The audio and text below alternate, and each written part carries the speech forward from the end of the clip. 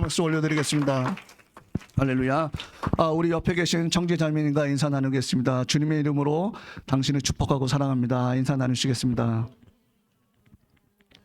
예, 우리 앞뒤에 계시는 분하고도 섭섭지 않게 또 다시 한번 주님의 이름으로 당신을 축복하고 사랑합니다. 인사 나누겠습니다.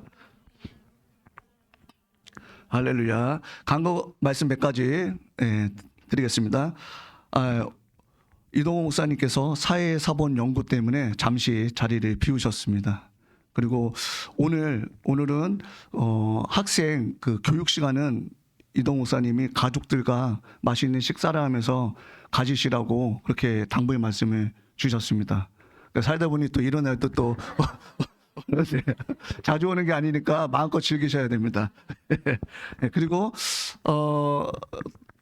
돌아오는 수요일 금요일은 또 6시부터 9시까지 찬양도 하지 말고 말씀도 하지 말고 오직 기도에 전무해 달라고 목사님께서 당부의 말씀이 있으셨습니다. 그래서 수요일 날 금요일 날은 6시부터 9시까지 런스톱으로 그냥 계속해서 찬양 틀어놓고 계속해서 기도하도록 하겠습니다. 그래서 저희들이 사실 신앙생활 하면서 사실 제일 없는 게 기도하는 시간이 제일 없습니다.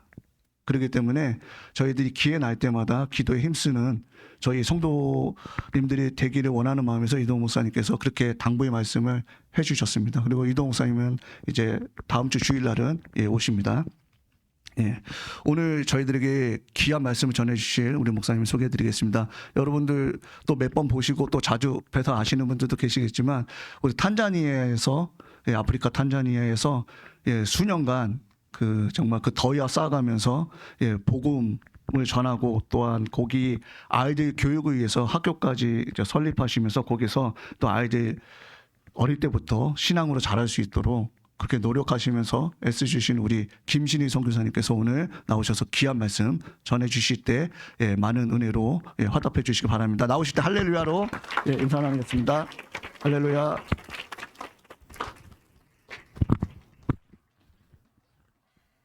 오늘 함께 보실 말씀은 요한복음 마지막 장 21장입니다.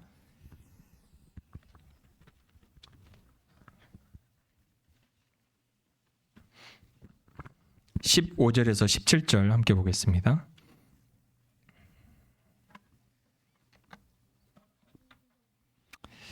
요한복음 21장 15절에서 17절 우리 한 목소리로 함께 읽겠습니다. 시작. 그들이 조밥 먹은 후에 예수께서 시몬 베드로에게 이르시되 요한의 아들 시몬아 내가 이 사람들보다 나를 더 사랑하느냐 하시니 이르시되 주님 그러하나이다. 내가 주님을 사랑하는 줄 주님께서 아시나이다. 이르시되 내 어린 양을 먹이라 하시고 또 두 번째 이르시되 요한의 아들 시몬아 내가 나를 사랑하느냐 하시니 이르시되 주님 그러하나이다. 내가 주님을 사랑하는 줄 주님께서 아시나이다. 이르시되 내 양을 치라 하시고 세 번째 이르시되 요한의 아들 시몬아 내가 나를 사랑하느냐 하시니 주께서 세 번째 내가 나를 사랑하느냐 하심으로 베드로가 근심하여 이르되 주님 모든 것을 아시오며 내가 주님을 사랑하는 줄을 주님께서 아시나이다. 예수께서 이르시되 내 양을 먹이라. 아멘. 함께 기도하겠습니다. 주님, 안식일을 기억하여 거룩하게 지키라라는 하나님의 계명 아래 믿음의 사람들, 믿음의 자녀들, 믿음의 아들과 딸들이 한자리에 모여 함께 예배와 찬양을 하나님께 드립니다. 우리의 찬양이 온전하게 하나님의 기쁨의 소리가 되게 하여 주시고 특별히 말씀을 통해 우리에게 말씀하여 주시는 하나님의 음성에 귀 기울이는 은혜의 시간 되게 하여 주시옵소서. 또한 말씀을 깨달음으로 말미암아 말씀을 근거로 하여 하나님께 부르짖고 찾고 두드리는 기도의 제목들이 있다면 하나님 응답하여 주시고 특별히 마음의 아픔과 고난과 육신의 아픔과 고난과 또한 세상의 아픔과 고난으로 세미한 음성으로 하나님께 기도하고 있는 그 모든 음성을 들어주셔서 응답하여 주시는 하나님 앞에 감사하며 손을 들고 찬양할 수 있는 믿음의 삶 살게 하여 주시옵소서. 내가 나를 사랑하느냐라는 이 하나님의 질문에 주님, 내가 주님을 사랑합니다라고 고백할 줄 아는 그런 믿음의 사람으로 우리를 양육하여 주시고 교훈하여 주시옵소서. 예수님의 이름으로 기도드립니다. 아멘. 지난주가 부활절이었죠. 부활절 이후에 예수님께서 40일 동안 제자들을 양육하시고 하나님 나라에 대한 교훈을 하시고 그런 일들 가운데 오늘 본문이 있는 내용입니다. 그래서 부활 후에 또한 어떤 일들을 예수님께서 그의 제자들과 함께 하셨고 또한 이 제자들은 어떻게 그 예수님의 질문과 삶에 대한 그 깊은 신앙으로 그들의 삶을 살았는지 우리 베드로를 예로 들어서 부활 이후에 우리가 어떠한 삶으로 하나님께 우리의 삶을 드려야 되는지 그 예로 한번 살펴보고자 오늘 유명한 본문인 내가 나를 사랑하느냐 라는 이 세 번의 질문을 통해 베드로의 인생과 베드로의 신앙을 통해 또한 우리의 인생과 우리의 신앙을 돌아보는 은혜의 시간 되기를 주님의 이름으로 소망합니다. 여러분 베드로를 좋아하십니까? 어떠세요? 베드로. 요한복음은 요한이 기록했죠. 요한이 기록하다가 원래 문장의 내용상으로는 20장에서 그 내용이 끝났어야 돼요. 20장 마지막 부분에 내가 이 요한복음을 기록한 목적이 이와 같다라고 이미 기록을 했어요. 안 보셔도 돼요. 그냥 저만 보세요. 그래서 요한이 내가 이것을 기록한 목적은 예수 그리스도를 너희가 잘 깨달아 그 믿음 안에서 살기를 원한다라고 20장 마지막 부분에 이미 요한복음에 대한 기록의 목적을 이미 기록했습니다. 그런데 요한이 가만히 보니까요. 베드로 이야기를 하고 넘어가야지 이 이야기가 사도행전의 이야기하고 이어질 것 같다라는 제 상상력입니다. 이어질 것 같다라는 어떤 마음이 들었던 것 같습니다. 그래서 요한복음 다음에 무슨 책이죠? 사도행전이잖아요. 그래서 사도행전 막 시작하면서 이야기가 진행되면서 12장까지 즉 바울이 사역을 본격적으로 시작하기 전까지 다 누구의 이야기를 중심으로 진행이 되냐면 베드로 이야기를 통해 진행이 됩니다. 그래서 책의 구성상 요한복음 마지막 장에 왜 요한이 자기가 요한복음을 기록한 모든 목적을 다 기록하고 난 다음에 베드로 이야기가 빠지면 이게 초대교회의 이야기와 연결이 되지 않겠구나 라고 해서 21장을 삽입했는지 저희가 그것을 먼저 염두에 두셔야 합니다. 예수님의 제자들 중에는 12제자가 있죠. 그 12제자 중에 가장 라이벌인 제자가 제가 생각하는 두 제자입니다. 하나는 베드로고 하나는 요한입니다. 같은 업종에 있었던 어부입니다. 그리고 처음부터 예수님께서 이 제자들을 부르실 때 베드로, 안드레, 야고보, 요한을 부르실 때 4명을 한꺼번에 이렇게 부르세요. 누가복음 5장과 그리고 그 위에 공간복음에서 기록한 모든 내용들이 그 내용을 담고 있습니다. 그래서 예수님의 이 제자들 중에 가만히 보면은 가장 큰 라이벌은 이 베드로와 요한이었던 것 같아요. 그래서 요한도 자기가 요한복음을 기록할 때 자기에 대해서 나 요한이라고 기록하지 않고 예수 그리스도께 사랑받는 제자라고 해서 자기의 이름을 이렇게 패러프리즈해서 이렇게 얘기를 합니다. 그러면 이 말 속에는 내가 누구보다 예수님께 더 사랑을 받았다? 베드로보다 더 사랑을 받았다. 이 시기와 질투가 이 말 가운데 담겨 있는 겁니다. 그런데 이 두 라이벌이 이야기가 있을 때 이 베드로가 라이벌이었으면 베드로 이야기를 빼버리면 되잖아요. 그렇죠? 그런데 꼭 21장 전체가 베드로 이야기거든요.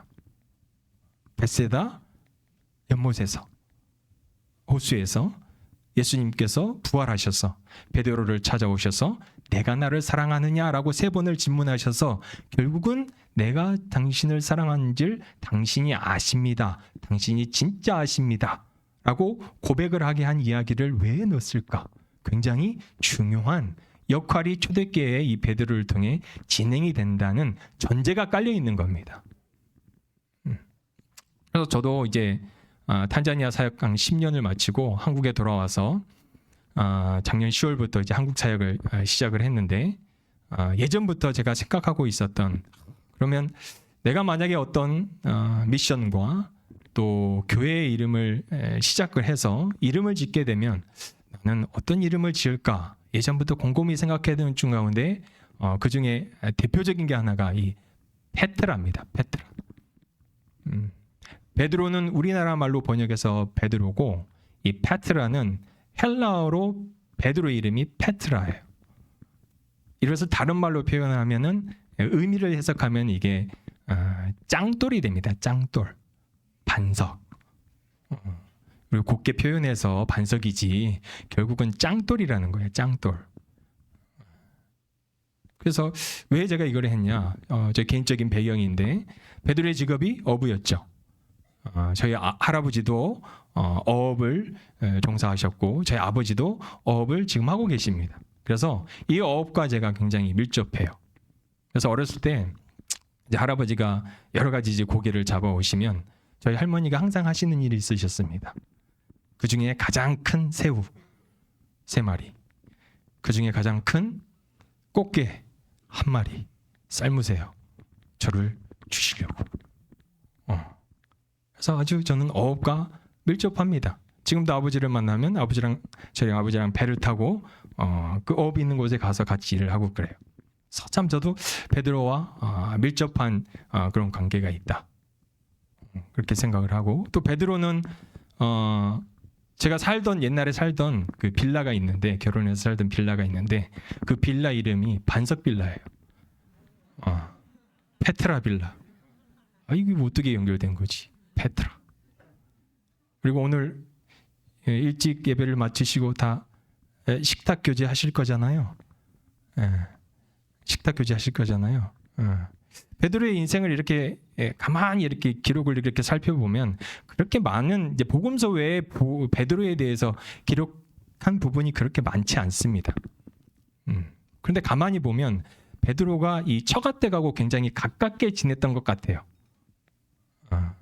베드로를 처음 부르시고 예수님께서 하셨던 그 10가지 기적이 마태복음 8장과 9장에 기록되어 있거든요. 그 기록 가운데 베드로의 집에 장모님이 살고 계셨단 말이에요. 그래서 열병이 났습니다. 그래서 이 열병을 예수님께서 치료해 주시고 베드로와 함께 전도 여행을 떠나시죠. 그리고 그의 아내 바울 사도는 결혼을 안 했죠. 그런데 바울 사도 안에 약간 베드로에 대한 시기와 질투가 있었던 것 같아요. 고린도후서 9장에서 기록된 내용인데, 자, 예루살렘 교회는 지금 우리식으로 표현하면 예루살렘 교회 담임 목사님은 베드로고 이 안디옥 교회의 담임 목사님은 바울이에요. 거의 대부분 이렇게 따지고 보면 이 두 거대한 담임 목사님들이 사역을 하는 것 가운데 바울이 이렇게 봤더니 자기가 가지지 못한 어떤 하나가 있었던 것 같습니다. 베드로에게. 베드로가 전도 여행을 떠나는데 항상 같이 갔던 짝꿍이 있어요. 그 짝꿍이 베드로의 아내입니다. 그래서 바울 사도가 야 나도 개바처럼, 개바라는 것은 조금 낮춰 부르는 말인 것 같아요. 야 나도 개바처럼 사랑하는 아내랑 같이 전도 여행을 떠나지 않을 자격이 없겠느냐라고 하면서 약간 질투 어린 말로 이게 패러프레이즈 얘기를 해요. 바울 사도의 전도 여행은 안디옥 교회를 중심으로 해서 서쪽으로 이렇게 로마 쪽으로 이렇게 맞춰져 있죠. 주로 이제 터키와 이게 발칸반도와 그리고 마지막은 이제 로마로 가는 그런 루트잖아요. 근데 베드로의 이 전도 여행의 루트는 이것보다 훨씬 더 넓습니다. 베드로 전서에 보면 베드로가 이제 문안 인사를 하는데 바벨론에 있는 교회의 성도들이 문안 인사를 한다라 그래요.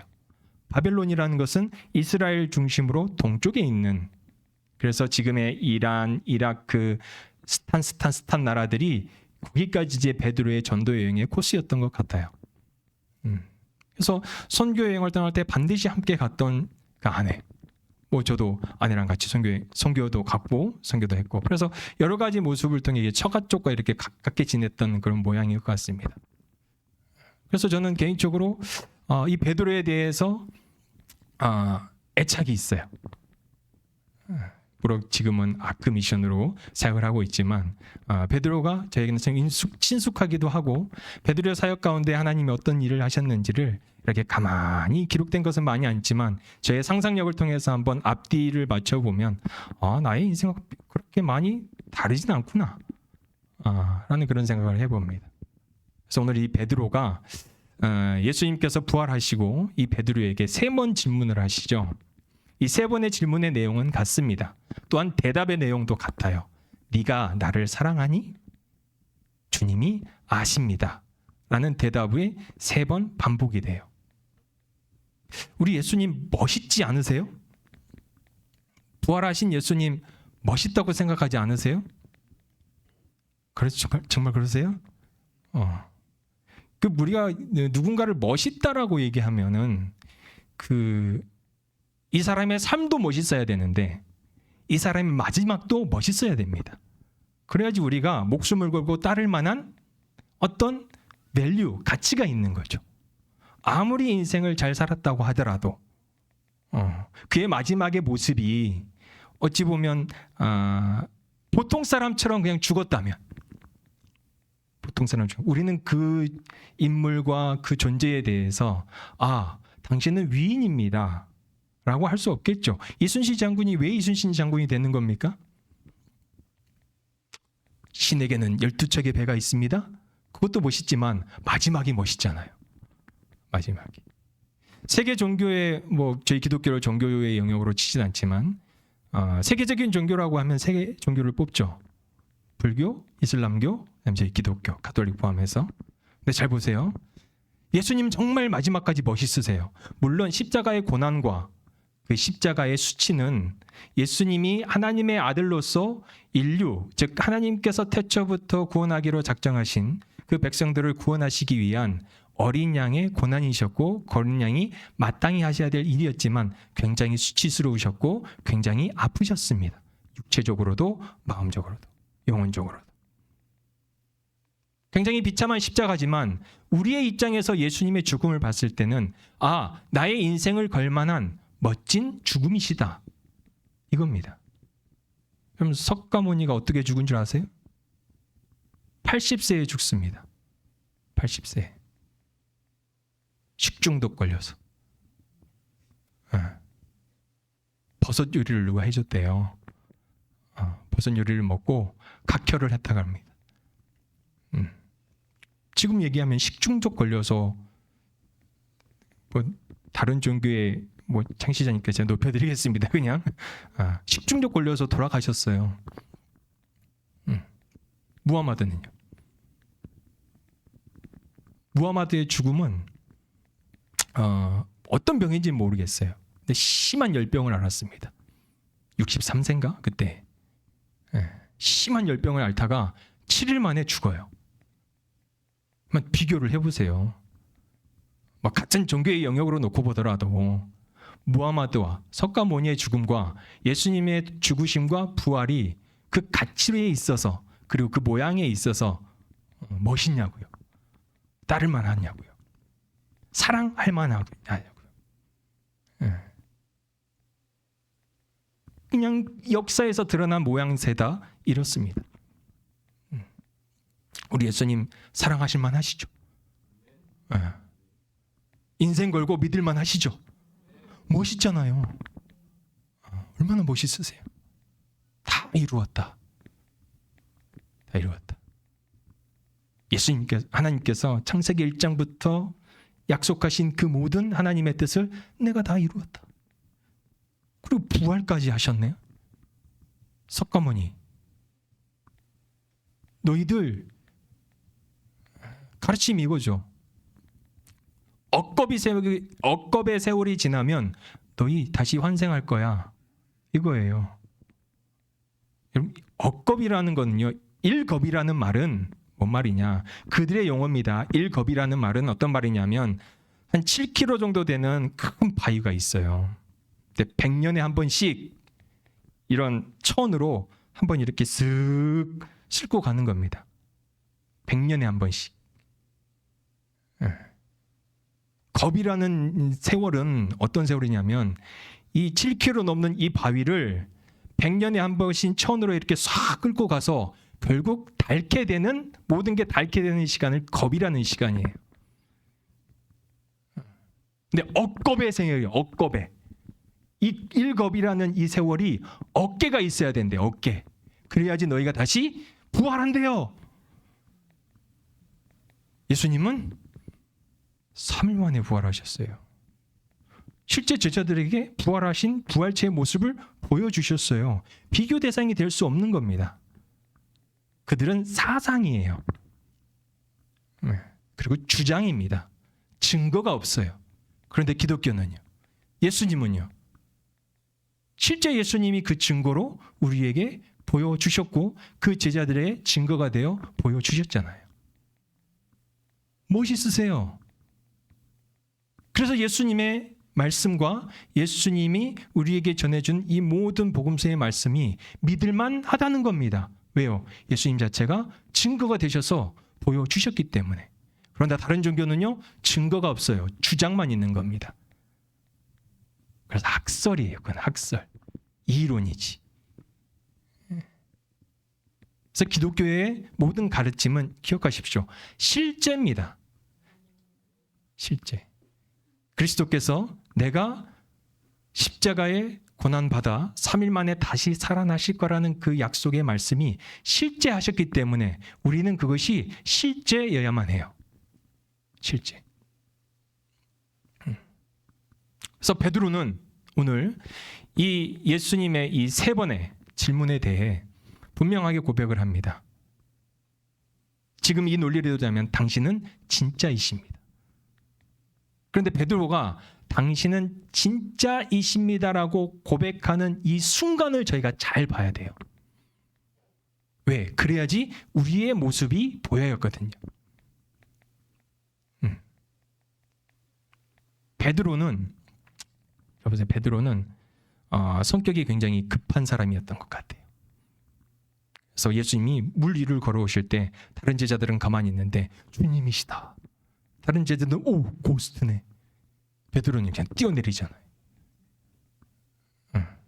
오늘 앞에 저희가 읽진 않았지만 부활하신 예수님께서 디베랴 호수에 나타나셔서 다시 오실 때 디베랴 호수에 나타나셔서 조반 식사를 준비하고 계신 모습을 멀리서 베드로가 봅니다. 다른 제자들은 7명의 제자들이 같은 배에 있었는데 다른 제자들은 가만히 있어요. 베드로는요. 뛰어내려 수영해서 예수님께 가요. 그만큼 성격이 급해요. 또 이 베드로는 무력이 좀 있었던 것 같아요. 대제사장의 말고라는 종이 예수님을 잡으러 왔을 때 칼을 빼서 그 귀를 잘라버리죠. 그래서 무력도 있었던 것 같고 또 힘도 셌던 것 같고 성격도 굉장히 급합니다. 그리고 그 자신의 인생에 있어서요 굉장히 자신감이 있었어요. 자신감. 나 이제 죽는다. 십자가에서.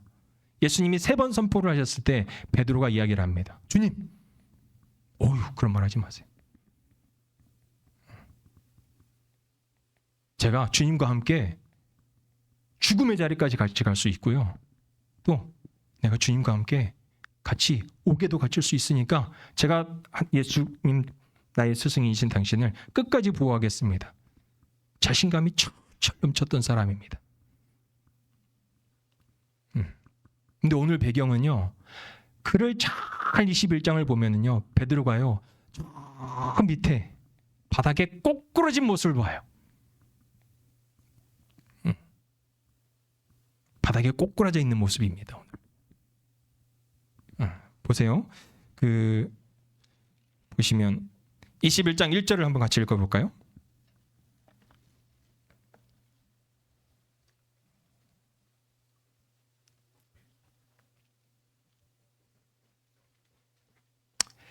(21장 1절) 한 목소리 읽어보겠습니다. 시작.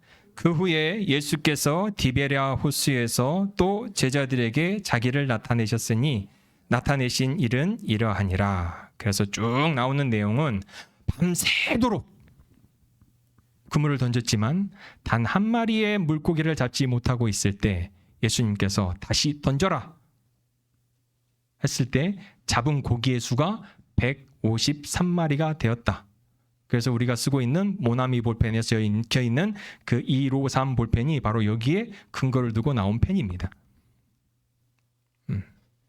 그리고 베드로가 물론 부활하신 예수님을 만났지만 3절에서 뭐라고 고백하냐면 시몬 베드로가 나는 물고기 잡으러 가노라라고 얘기를 해요. 이 말은 뭔 말이냐면 나는 이제 물고기나 잡으러 갈란다.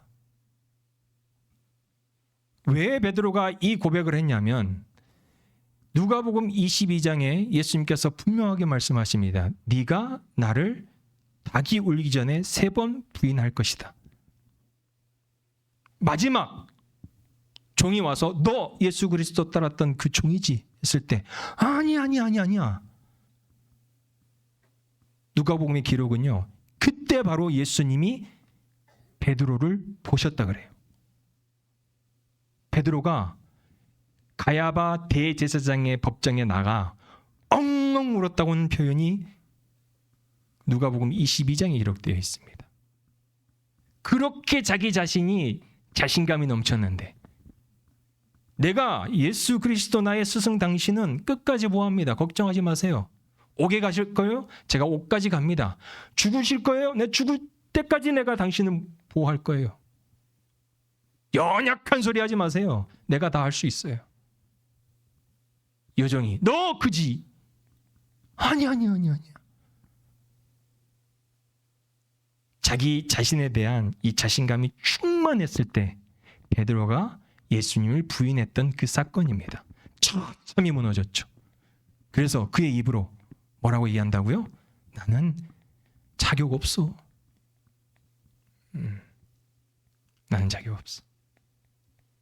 부활하신 예수의 부활체를 보았는데도 나 자신 없어. 그리고 왜 오늘 디베랴 호수에서 예수님을 다시 만나게 예수님이 디베랴 호수에서 이 처참하게 무너진 베드로를 다시 만나시는지 누가복음 5장이 그 얘기를 해요. 이 디베랴 호수라는 이 지역은 다른 말로는 게네사렛 호수입니다. 디베랴 호수를 부를 때 남쪽을 디베랴 호수라 그러고 이 호수의 북쪽을 게네사렛 호수라 그래요. 그래서 같은 호수의 이름이에요. 예수님께서 베드로를 처음 부르신 장소가 바로 이 디베랴 호수입니다. 게네사렛 호수예요. 누가복음 5장에. 그때도 똑같은 일이 있었어요. 밤새도록 그물을 던졌지만 단 한 마리의 물고기도 잡지 못했을 때 물을 던져. 그물을 던져라. 그물이 찢어질도록 고기를 잡았어요. 그리고 무태 나와서 예수님께 베드로가 고백하죠. 주여 나를 떠나소서. 나는 죄인 이로소이다. 누가복음 15장에 처음 예수님을 만났던 그 모습이 오늘 디베랴 호수에서 부활체의 예수님을 만나는 똑같은 장소예요. 자기 자신이 자기를 인치할 때 감히 내가 하나님 앞에 서 있을 수 없는, 감히 내가 예수 그리스도 당신 앞에 서 있을 수 없는 그런 비참한 존재입니다 라고 지금 베드로가 신앙 고백을 하고 있는 거예요. 그리고 오늘 본문 읽은 이 본문에서도 그 예가 하나 더 드러납니다.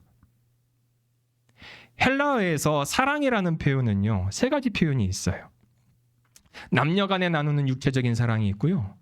또 형제 자매들끼리 나누는, 형제와 형제, 형제와 자매, 자매와 자매끼리 나누는 그런 사랑의 개념이 있어요.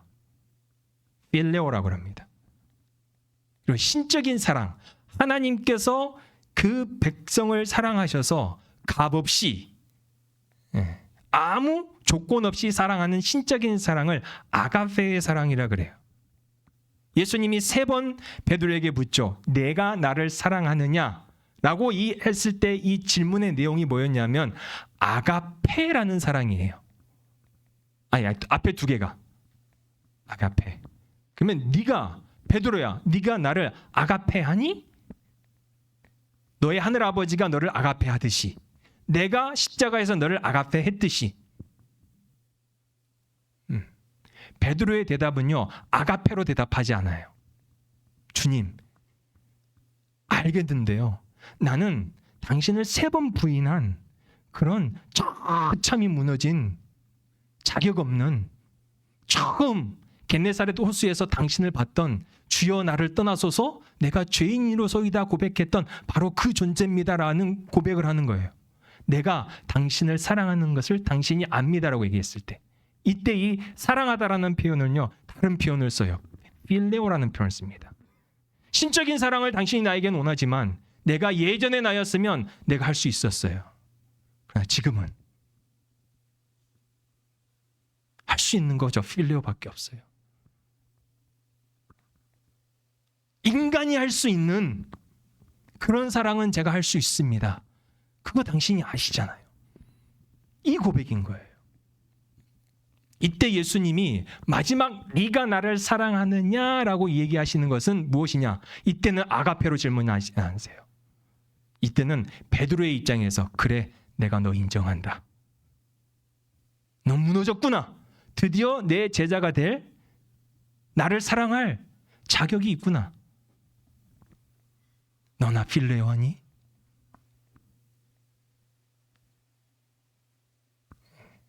예수님이 인정하시는 겁니다. 언제요? 베드로가 의기양양했을 때? 아니죠. 내가 죽는 자리에도 당신을 따라갈 수 있어요. 약한 소리 하지 마세요. 당신이 옥에 가면 저는 옥에까지 쫓아가서 당신을 보호할 겁니다. 제 옆에 있는 칼 보이시죠? 근데 처참히 무너졌어요. 그 자리에서 베드로의 고백입니다. 당신은 나를 아가페할 수 있지만 저는 필레오밖에 안 됩니다. 처참히 무너진 그 자리에서 예수님을 다시 만난 베드로의 모습이 내가 나를 사랑하느냐라고 이야기하는 질문하시는 그 자리라는 거예요. 여러분 의기양양하지 마십시오. 신앙은요 철저히 무릎 꿇는 자리에서 시작이 되는 겁니다. 이거를 종교개혁자들이 이와 같이 얘기했죠. 코람데오, 하나님 앞에서. 코람데오라는 말이 뭐냐? 다 할 수 있어가 아니에요. 무릎 꿇으라는 거예요. 하나님 앞에 서 있는데 어찌 네가 고개 빳빳하게 들 수 있어? 권력 좀 있다고? 세상에 명예 좀 있다고? 큰 건물에서 예배 드린다고? 지위가 높다고? 무릎 꿇어 이거예요. 처참히 무너진 네 모습 그대로 와. 인정해 줄게. 다른 말로는 이것을 하나님 앞에 선 단독자라 그럽니다. 키에르케고르가 얘기했던 맥락이 같아요.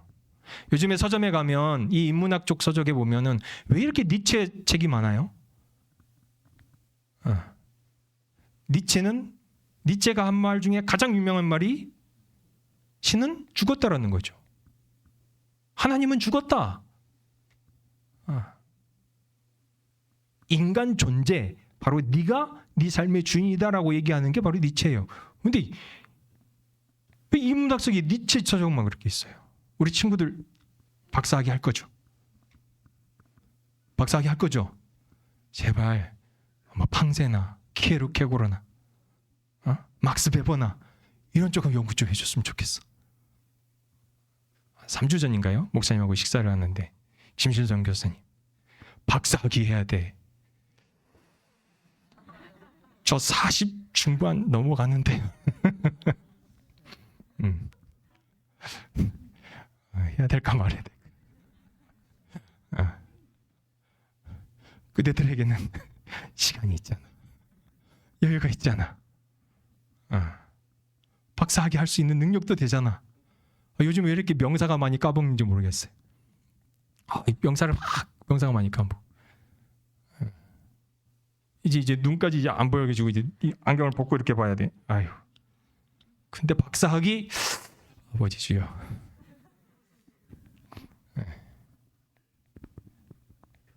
그럼 베드로를 저한테 적용하면 지금도 할 수 있는 건가? 할 수 없다 할 때 일어나는 거니까. 예, 그렇습니다. 예. 이 신앙인이라고 하면, 신자라고 하면은요, 우리의 존재됨이 하나님 앞에서 그렇게 의기양양할 게 없다는 거예요. 헌금의 기준으로 여러분들의 신앙을 판단하지 마십시오. 예배의 기준으로 여러분의 신앙의 기준을 판단하지 마세요. 하나님 앞에서는요, 무조건 무릎을 꿇는 겁니다. 히브리어로 복이라는 말이 바라크라는 동사예요. 바라크. 명사는 베레크. 원어를 따지고 언어를 따지다가 들어보면 이 말은 무릎을 꿇다라는 겁니다. 하나님께서 우리를 복 주시기를 원하는데 어느 순간을 복 주시냐면요, 무릎 꿇는 그 자리가 복된 자리라니까요. 하나님, 저 아무것도 아니에요. 오늘 베드로가 보여준 모습이 바로 그와 같은 모습이라는 겁니다. 그래서 하나님 앞에서 우리가 절대 우리의 어떤 신앙의 행위와 또한 신앙의 모습으로 우리의 신앙의 기준과 그 신앙의 정도를 의기양양해서는 안 된다는 거죠. 그래서 예수님께서 진짜 네가 나를 섬길 만한 준비가 되었다, 네가 나를 사랑할 이제 진짜 준비가 되었다라고 예수님께서 베드로를 인정해 주시는 본문이 바로 오늘의 본문입니다. 그래서 베드로는 언제 거듭났냐? 그의 인생에서 저는 이 요한복음 21장 15절에서 17절, 이것이 바로 베드로의 신앙에 있어서 거듭난 순간이라고 해석을 합니다. 그러면서 사도행전으로 이야기가 이어지면서 베드로는요, 이제는 진짜 겁이 없어요. 진짜 겁이 없어요. 대제사장의 관원들이 와서 다시는 예수 그리스도라는 이름으로 뭔가 기적을 일으키지도 말고 사역을 하지도 마. 내가 니네의 말을 듣는 게 낫냐, 예수 그리스도의 말을 따르는 게 낫냐, 내가 보고 들은 것을 전하지 않을 수 없다. 가잖아요. 그리고 베드로의 인생의 마지막이 어떻게 됩니까? 정말 그렇게 해서 내가 어찌 예수 그리스도가 똑같은 모습으로 죽을 수 있겠느냐, 나의 모습은 예수 그리스도를 닮아내기에 마땅치 않다. 로마에서 십자가에 거꾸로 못 박혀 죽죠. 베드로의 인생입니다. 스토리예요. 그래서 언제 우리가 거듭난 인생을 살 수 있는가?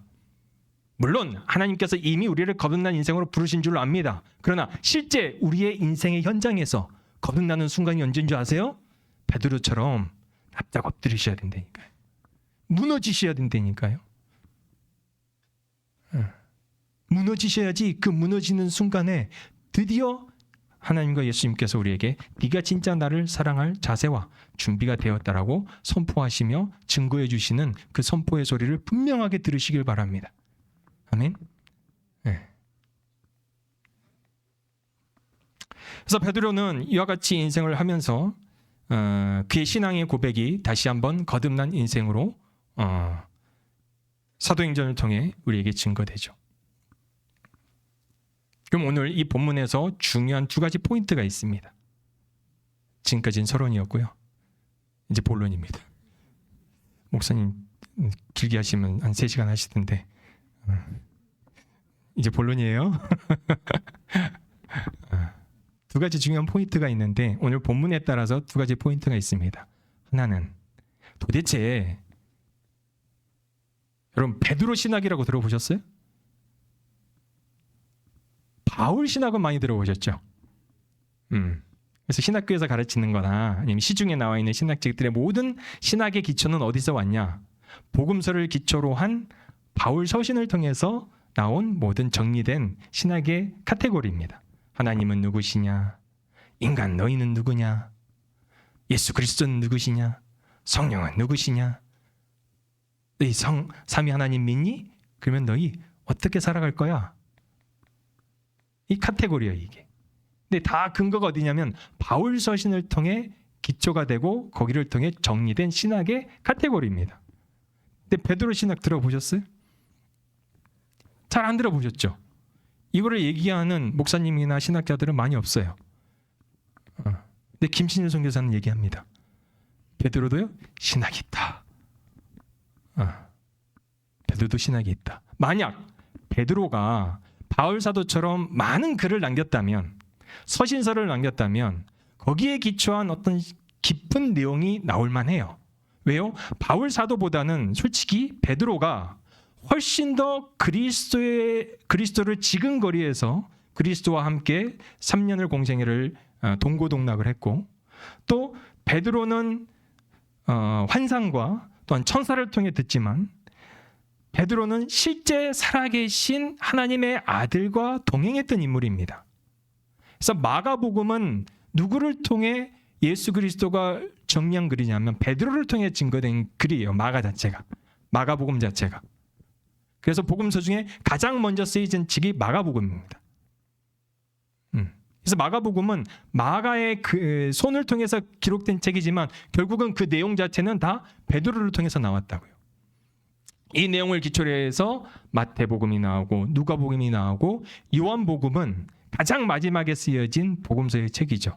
그래서 앞에 있는 이 세 가지의 공간복음, 같은 관점으로 쓰여진 예수 그리스도의 이야기를 시간적인 순서대로 이렇게 쓰여졌던 이 내용을 요한은 이 안에 있는 예수 그리스도가 진짜 가르치시고자 하셨던 그 실제 내용이 무엇이냐라고 정리한 책이 바로 이 요한복음이에요. 그래서 7이라는 숫자가 굉장히 중요합니다. 요한복음에서는. 예수님께서 나는 누구다. 나는 길이요 진리요 생명이다. 나는 양의 문이다. 나는 생명의 떡이다. 그래서 7가지 나는 누구이다라는 말이 나오고, 나는 누구이다라고 선포하신 이 예수 그리스도의 선포를 증명해내기 위해 7가지 기적을 사이사이에 끼워 넣습니다. 사이사이에. 그래서 7이라는 숫자가 굉장히 중요하게 쓰여졌어요. 요한복음 자체가. 근데 생각해보세요. 요한이 이런 것을 해석할 수 있는 똑똑이었을까요? 아니면 굉장히 우락부락한 사람이었을까요? 제가 상상해보는데 요한은요, 이렇게 논문을 쓸 정도의 똑똑이는 아니었어요. 원래는. 직업 자체가 어부였고, 또 요한의 다른 이름을 우레의 아들이라 그러죠.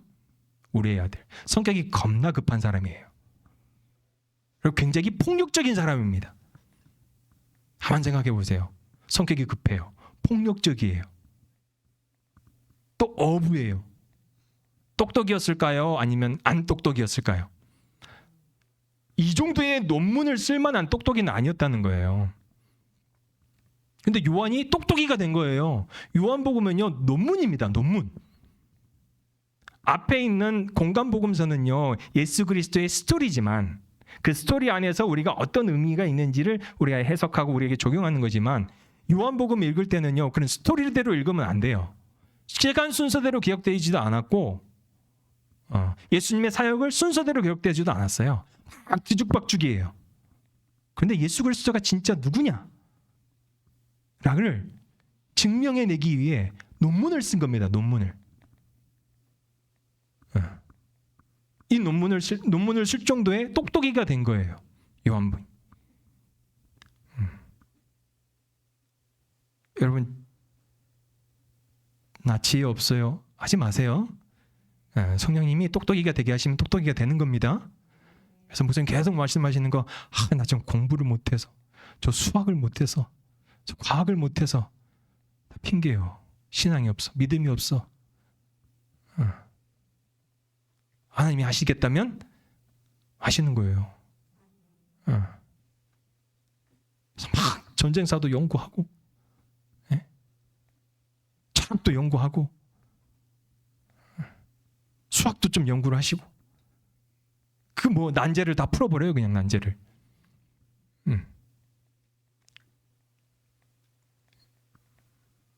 하나님께서 하시면, 성령께서 하시면 똑똑이 됩니다. 할렐루야. 네. 요한 자체는 원래 똑똑이는 아니었어요. 하나님께서 얘를 똑똑이를 만드신 겁니다. 요한 자체를. 그러면서 이제 베드로의 이야기가 진행이 되는데, 이 베드로를 통해서 이제 우리가 알아야 될 이제 2가지 중요한 이제 오늘 본문과 관련된 2가지인데, 사랑이 도대체 뭐냐 이거예요.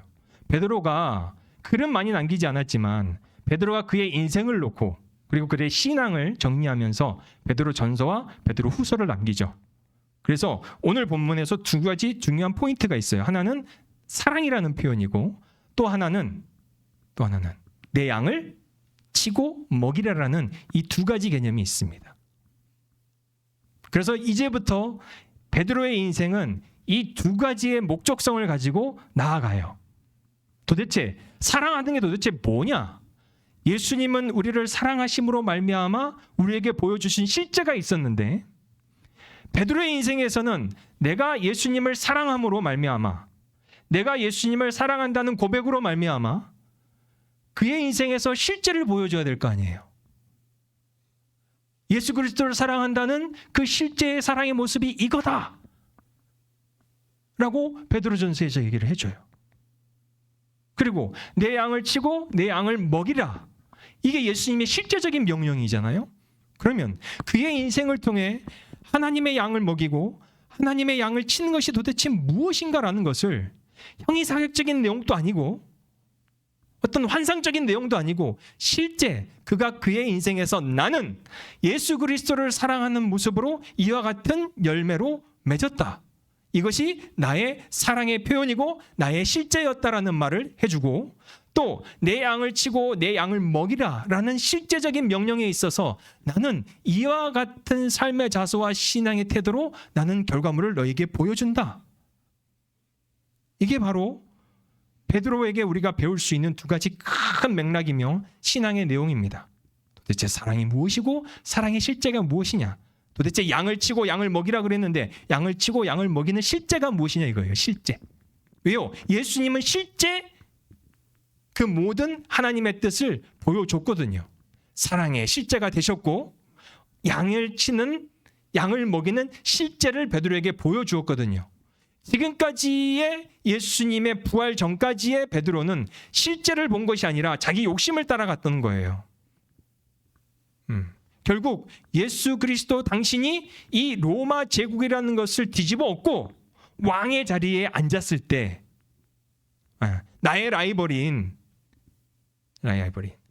야고보와 요한이 당신의 왼쪽과 오른쪽에 앉는 게 아니라 내가 당신의 왼쪽이든 오른쪽이든 좌의정이든 우의정이든 하겠다라는 정치적인 목적과 동시에 자기 내면의 욕망의 덩어리로 예수님을 쫓았다는 거예요. 그런데 오늘 내가 나를 사랑하느냐라는 이 세 번의 질문과 대답 가운데 베드로가 거듭났다 그랬죠. 그래서 보이지 않는 내면의 욕망과 내면의 욕망과 자기의 욕심을 다 버리고 진짜 예수님이 원하시는 그런 인생으로 실제의 모습으로 그가 인생을 다 살고 마지막에 정리하며 내가 사랑이라는 것을 뭔지 보여줄게. 실제로 내가 살아냈던 실제, 어린 양을 친다는 실제를 내가 보여줄게. 예수님이 나에게 보여주셨다. 여기까지 봐야지 베드로를 완전히 이해를 하는 겁니다. 그리고 마지막에 예수님께서 다 이루었다 하시고 그의 영혼을 하나님께 드리셨던 이 내용을 마지막에 점검을 하셔야지 우리가 우리의 모습을 제대로 정화할 수 있어요. 베드로전서를 한번 가보겠습니다.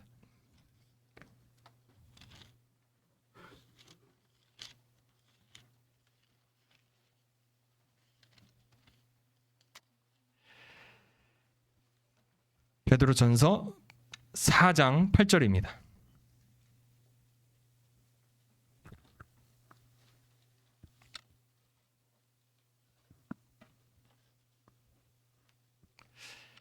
베드로전서 4장 8절.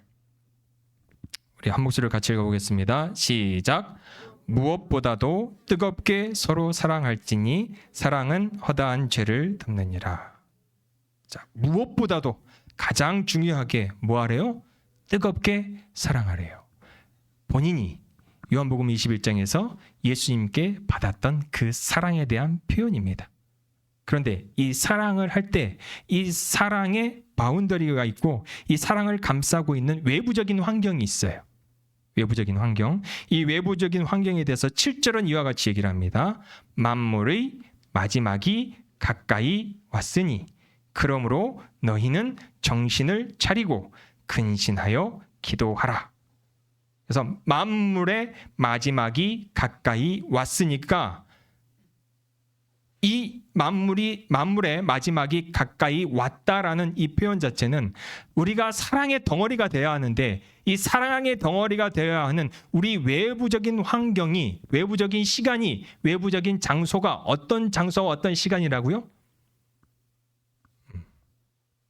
마지막 시간이라는 겁니다. 마지막 장소라는 겁니까? 내일에 대한 보장이 있다 없다? 없다라는 거예요. 그렇다면 여기서는 그냥 사랑이 아니라 어떤 사랑이에요? 목숨을 건 사랑이에요. 끝을 본 사랑을 얘기하는 겁니다. 우리가 시대 구분을 잘 하셔야 됩니다. 우리가 살고 있는 이 장소와요, 우리가 살아가고 있는 시대와 이 장소에 대한 해석과 또한 이 해석을 통해 우리가 기초로 가져가야 될 사상은요, 분명히 기억하십시오. 우리는 지금 헬렐레 할 때가 아니다라는 거예요. 어떤 때라고요? 마지막 때라는 것을 분명하게 인식하십시오. 베드로가 2000년 전에 이 기록을 기록했다고 해서 이게 2000년부터 지금까지 온 영원한 시간, 아주 먼 시간이라고 해석을 해버리면 그 다음 내용이요, 해석이 안 됩니다. 그 다음 내용이 실제가 될 수가 없어요. 왜요? 우리에게는 뭐가 있기 때문에? 내일이 있기 때문에.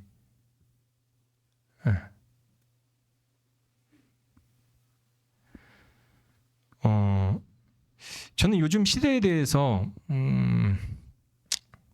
중요한 포인트를 가지고 있는 하나의 포인트가 있는데, 하나는 이 포인트가 뭐냐면 이 차별금지법이라는 이겁니다. 다행히 이미 이 차별금지법이라는 것은 이제 유럽에서 이미 시작을 했어요. 2차 대전 이후에 2차 대전 이미 시작을 돼서 프랑스의 68 혁명을 지쳐가지고 이제 모든 철학적인 기초도 다 마무리됐고 또 실제적인 법제화도 마무리됐어요. 근데 지난주에 영국에서 대법원이 판결을 했습니다. 이미 미국은 트럼프가 선포를 했죠. 대통령이 되고 나서 이제 우리 미국에는 성이 두 가지뿐이다. 남자, 여자. 이미 선포를 했죠. 근데 영국도요, 지난주에 대법원이 판결을 했습니다. 모든 공공기관에 성은 남성과 여성뿐이다. 근데 우리나라가 약간 사대주가 있죠. 어쩔 수 없죠. 당나라가 있을 때는 당나라를 따라가는 거고, 명나라가 있을 때는 명나라를 따라가는 거고, 청나라가 있을 때는 청나라가 있는 거고, 일본이 있으면 또 일본을 따라가는 거고, 유럽이 있으면 또 유럽을 따라가는 거고, 자꾸 어디를 따라가요. 근데 이미 판결이 났는데, 끝장이 난 사상이고 끝장이 난 이야기인데 자꾸 이거를 법제화를 시키려고 그래요. 캘리포니아에 있는 저희 친구들 이야기입니다. 목사님 친구들. 함부로 강단에서 동성애가 어떻니, 페미니즘이 어떻니 말을 할 수가 없대요. 왜요? 성경에 반해서 이것은 진실이 아니다, 가짜다라고 얘기하는 순간 누가 맘만 먹으면 신고를 합니다. 벌금 2만 불. 한 번 할 때마다. 요즘 환율로 계산하면 2만 불이면 얼마예요? 3천만 원인가요? 유럽은 이미 시작돼 있었고요. 저희 나라에 2000년대 들어와서 21세기 들어와서 저희 나라에 에이즈 환자 있잖아요. 에이즈는 어떻게 걸리는 거예요? 다 불건전한 성생활 때문에 걸리는 거예요. 예전에는 게이들이 어떻게 게이들이 되냐면 그들만이 가는 이태원에 바가 있어요. 그들만이 이용하는 목욕탕이 있어요. 거기서 짝을 이루는 겁니다. 평생 동안 게이들이 섹스를 하는 섹스 파트너가 몇 명인 줄 아세요? 2,000명이에요. 2,000명. 2,000명. 에이즈가 안 옮겨요? 옮기지? 그네들이야 그렇게 사는 거야. 어쩌겠어요. 하나님도 남자를, 여자를 자신의 음욕으로 품고 사는 그 사람들 나도 내버려뒀다고 로마서에서 그렇게 선포하시는데 우리가 어쩌겠어요.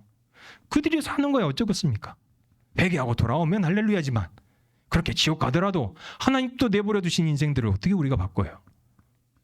적어도 그것이 잘못됐다라고 이야기하는 것은 우리의 의무이고 우리의 사명이죠.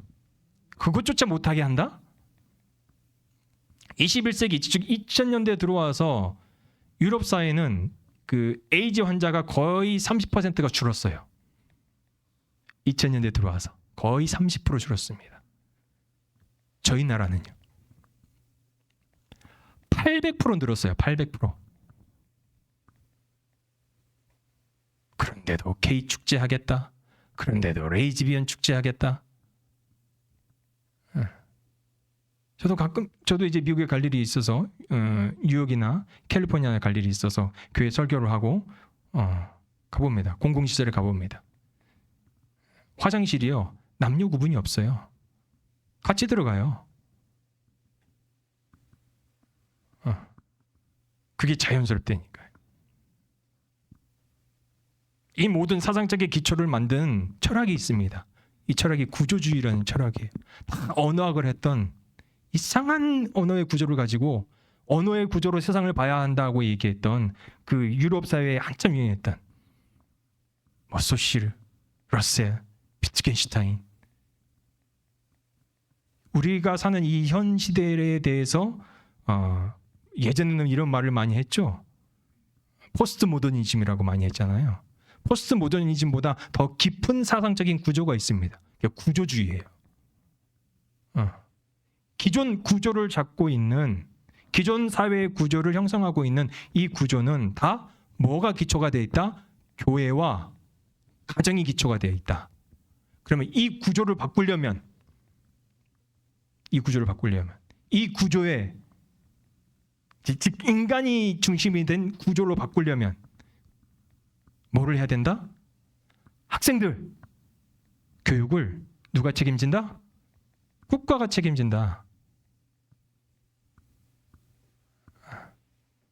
그리고 이 구조를 바꾸려면 어느 커뮤니티, 어느 세력을 무너뜨려야 된다? 교회를 무너뜨려야 된다. 실제 이 구조주의가 가지고 있는 실제입니다. 그래서 실제가 이 시대에 어떻게 등장하고 있는 줄 아세요? 이 실제가 캘리포니아에서 어느 남성이 운전을 하고 가고 있어요. 운전을 하고 가고 있는데 경찰이 샀습니다. 경찰이 잡아요. 경찰이 잡아서 경찰이 잡으면 이제 그 라이센스를 달라고 그러거든요. 라이센스하고 인슈런스를 달라고 그래요. 자, 라이센스 아이디 주세요. 했더니 이 운전자가 자기 혁대를 푸는 거예요. 이렇게 혁대를 풀어서 주는 겁니다. 아니 드라이버 라이센스 달래니까 나의 아이디는 그 내 이 허리띠 그 바클에 그 이름 적혀 있잖아. 이름 적혀 있잖아. 그게 내 아이디야. 뭐 말이오? 나는 고양이야.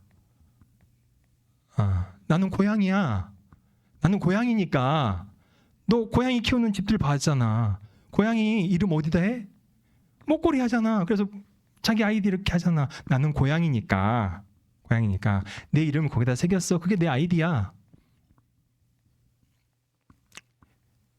경찰이 이런 일을 하도 많이 당하니까 이 경찰들도 어떤 프로토콜이 있나 봐요.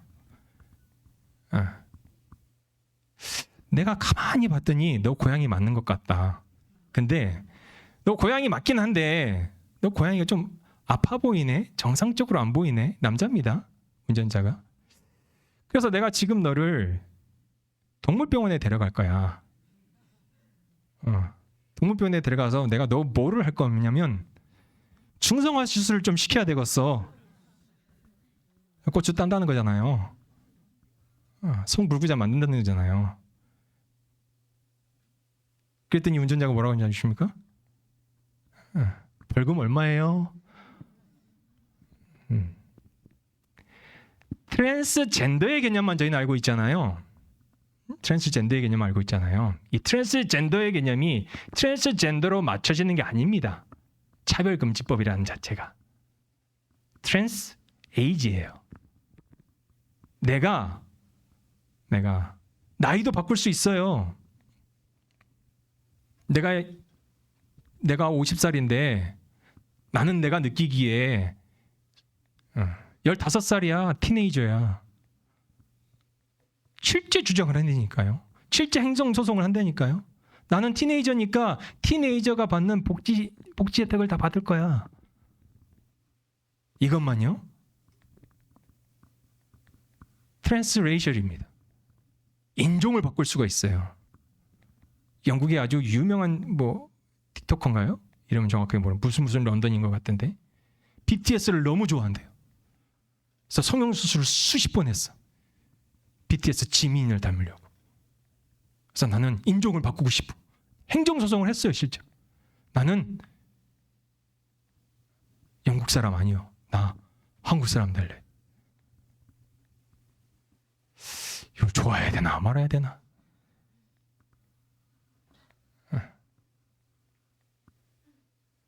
결국 이제 트랜스 스피시스까지가 나오는 거예요. 종까지 바꿔요. 창세기에서 하나님께서 세상을 창조하실 때 각기 그 종류대로 창조하셨다 그러잖아요. 원숭이면 원숭이인 거예요. 침팬지면 침팬지인 겁니다. 고릴라면요 고릴라인 거예요. 어떻게 얘네들이 유인원이 돼서 인간의 조상이 될 수가 있어요. 호모 블라블라.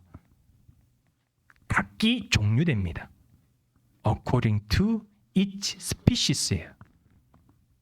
이상한 또라이들이 나는 종으로 바꿀 수 있어. 나 고양이면 나 고양이야. 나가 개라면 나는 개야. 여러분 제가 이렇게 말한다고 해서 혹 만들어낸 얘기 같죠? 실제라니까요. 실제. 우리가 살고 있는 이 시간과 장소가요. 그런 실제적인 삶을 살고 있는 거예요. 내가 개면 개 탈 쓰고 도로 나가는 거예요. 지나가는 자동차 보면서 뭐라고 하는지 아세요? 와! 실제라니까요. 이 인간들이 오줌은 어디다 쌀까요? 똥은 어디다 쌀까요? 상상에 맡기겠습니다.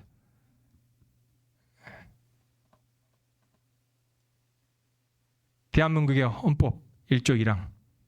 대한민국은 민주공화국이다. 민주라는 말이 뭐예요? 백성민, 주인주. 백성이 말이 좋아 백성이지 사람이 주인인 공화국. 왕정이 아닌 왕이 통치하는 나라가 아닌 백성이 국민이 대표를 뽑아 운영하는 나라 공화국. 주인이 누구예요? 말이 좋아 백성이지 사람이라니까요. 1조 2항. 모든 권력은 어디로부터 나온다? 국민으로부터 나온다. 이 권력은 누구를 위해서 존재해야 돼요? 국민이에요. 사람이에요. 사람. 물론 그 베드로 신학에 이런 정부와 관련된 내용도 있습니다. 오늘 그 얘기를 하는 게 아니라 시대 구분을 잘 하자는 거예요. 시대 구분을. 그래서 우리가 사는 이 시대는요. 내일이 있는 시간이다? 아니라는 겁니다. 베드로가 2000년 전에 그와 같은 신앙의 자세로 살았다는 거예요. 똑같습니다. 그래서 베드로가 뭐라 그래요? 정신을 차리래요. 그래 근신하래요. 근데 이 문장 자체가요. 한글이 번역이 조금 오류가 있어요. 동사가 뭐예요? 그러면 명령하는 동사가 근신하고 깨어라라고 정신을 차리고 근신하라라는 게 우리 한글 성경은 기도하라라고 하는 게 동사처럼 보이잖아요. 번역 자체가. 근데 번역이 이게 아닙니다. 원 동사, 원 명령어는 뭐냐? 정신을 차려라. 근신하라. 뭐를 위해? 기도하기 위해. 그래서 기도하라라는 것은요. 기도하기 위해라고 해석을 하는 겁니다. For the sake of prayer예요. 그래서 be sober-minded. sober는 정신이 취하지 않는다는 거예요. sober라는 자체가 정신이 아주 맹랑한 겁니다. 똘똘한 거예요. be sober-minded. self control, 근신하다는 건 self control. 세상을 보는 지혜의 눈이 정확해야 돼요. 취해 있으면 안 돼요. 정확하게 시대에 대한 구분이 있어야 되고, 그리고 너의 내적으로 뭐를 해라? self control 해라. 근신해라. 라는 동사가 이 주 동사예요. 뭐 하기 위해? 기도하기 위해. 다른 말로 표현하면 기도가 막히지 않기 위해.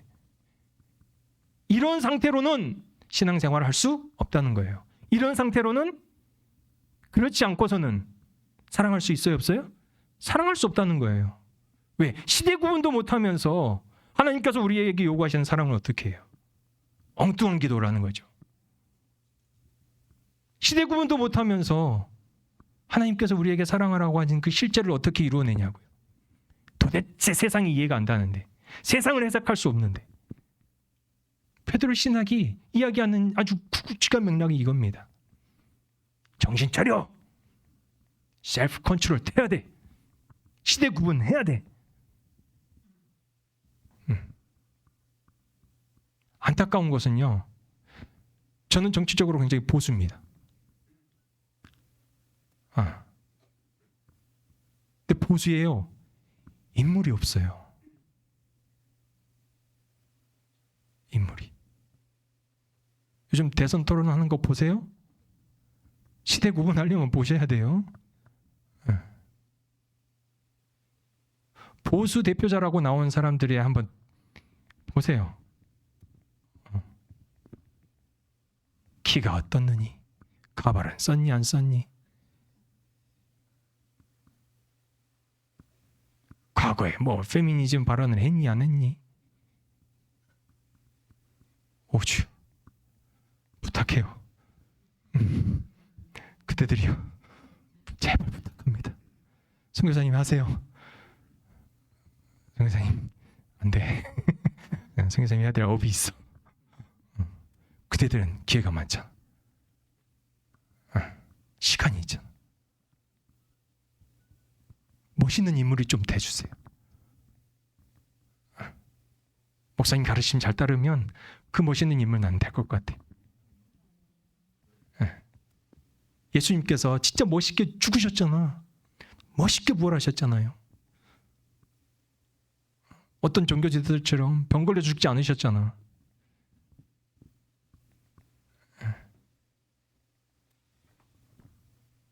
그렇습니다. 근신하고 깨어라. 또렷한 지혜, 냉철한 지혜로 세상을 볼 수 있는 것. 근데 이 냉철한 지혜가 어디서 근거해야 돼요? 교회와 말씀을 근거로 해야 된다는 거예요. 왜? 저쪽에 있는 구조가 무너뜨리고 하는 게 뭐기 때문에? 교회와 가정이에요. 그래서 버드란트 러셀이 이런 말을 합니다.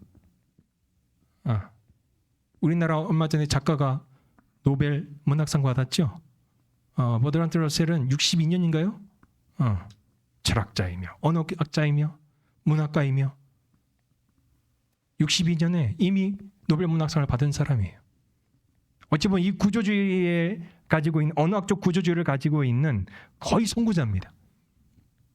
이런 말을 합니다.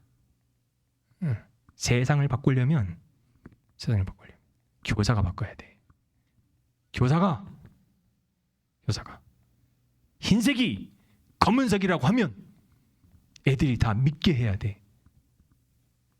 그러려면 방법론으로 두 가지가 필요해. 하나, 자녀들의 교육을 부모에게서 떨어뜨려라. 기존의 모든 헤게모니를 가지고 있는 사회의 구조를 바꿔라. 이 구조가 뭐라고요? 교회.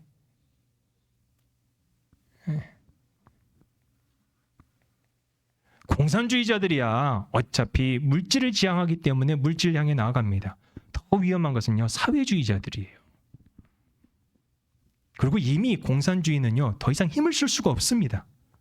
세계 헤게모니 싸움에서 지금 중요하게 싸우고 있는 두 축이 있어요. 공산주의와 기독교 세력이 아니에요. 사회주의 세력하고요, 기독교 세력입니다.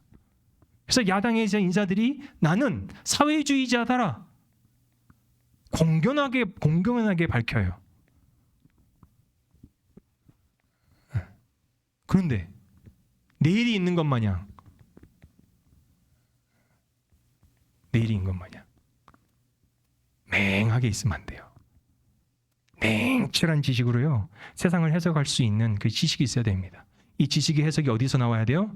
여러분들 부모님한테 나온다니까요. 여기 앉아 계시는 부모님들, 여러분들이 가르침을 받고 있는 성경 교회에서 준다니까요. 이걸 진짜 믿으세요.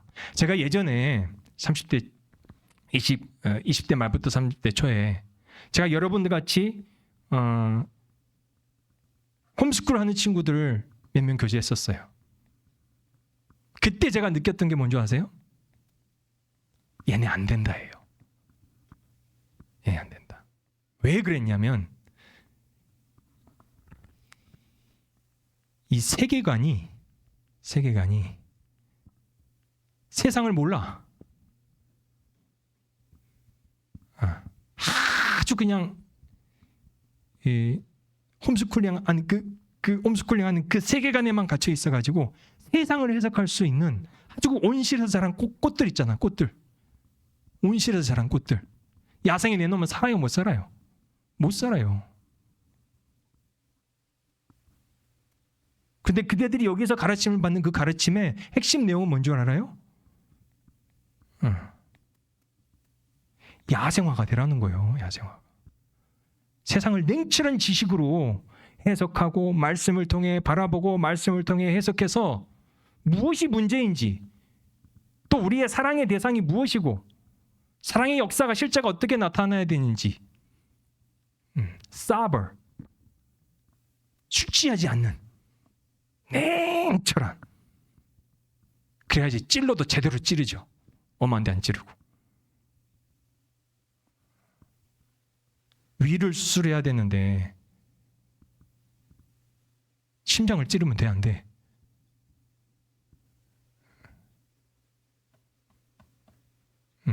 그래서 베드로가 자기가 사랑하라라고 얘기를 하면서 앞에 전제하고 있는 게 있어요. 그게 뭐예요?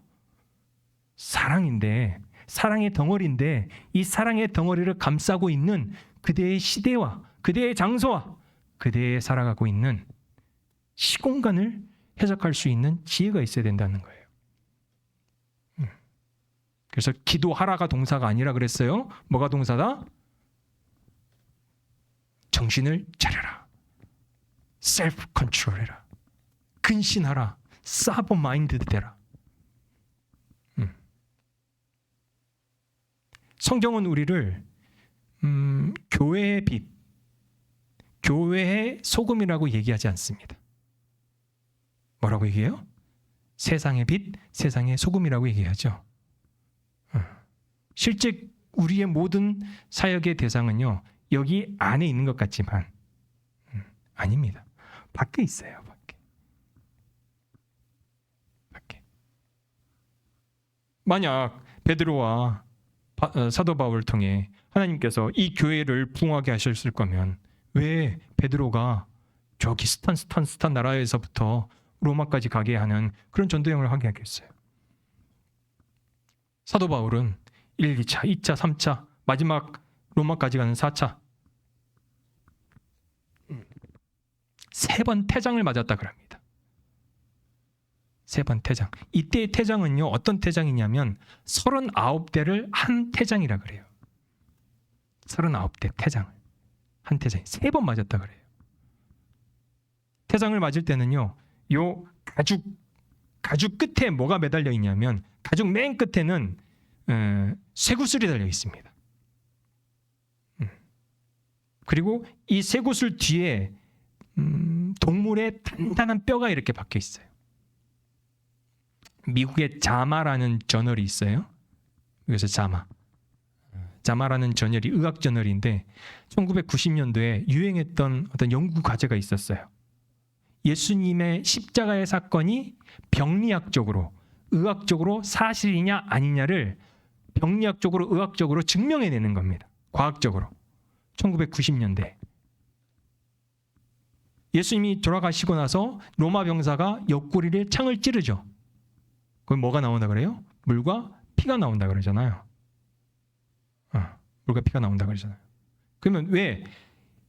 시체에서 물과 피가 나오는 의학적인 과학적인 원인과 이유가 뭐냐를 연구를 했어요. 결론입니다. 그 연구의 결론. 인간이 육체적으로 당할 수 있는 가장 극심한 고통이 생길 때, 그리고 그 고통으로 말미암아 죽을 때 우리 심장에서 나타나는 의학적인 현상이 있대요. 피가 물로 바뀌는 겁니다.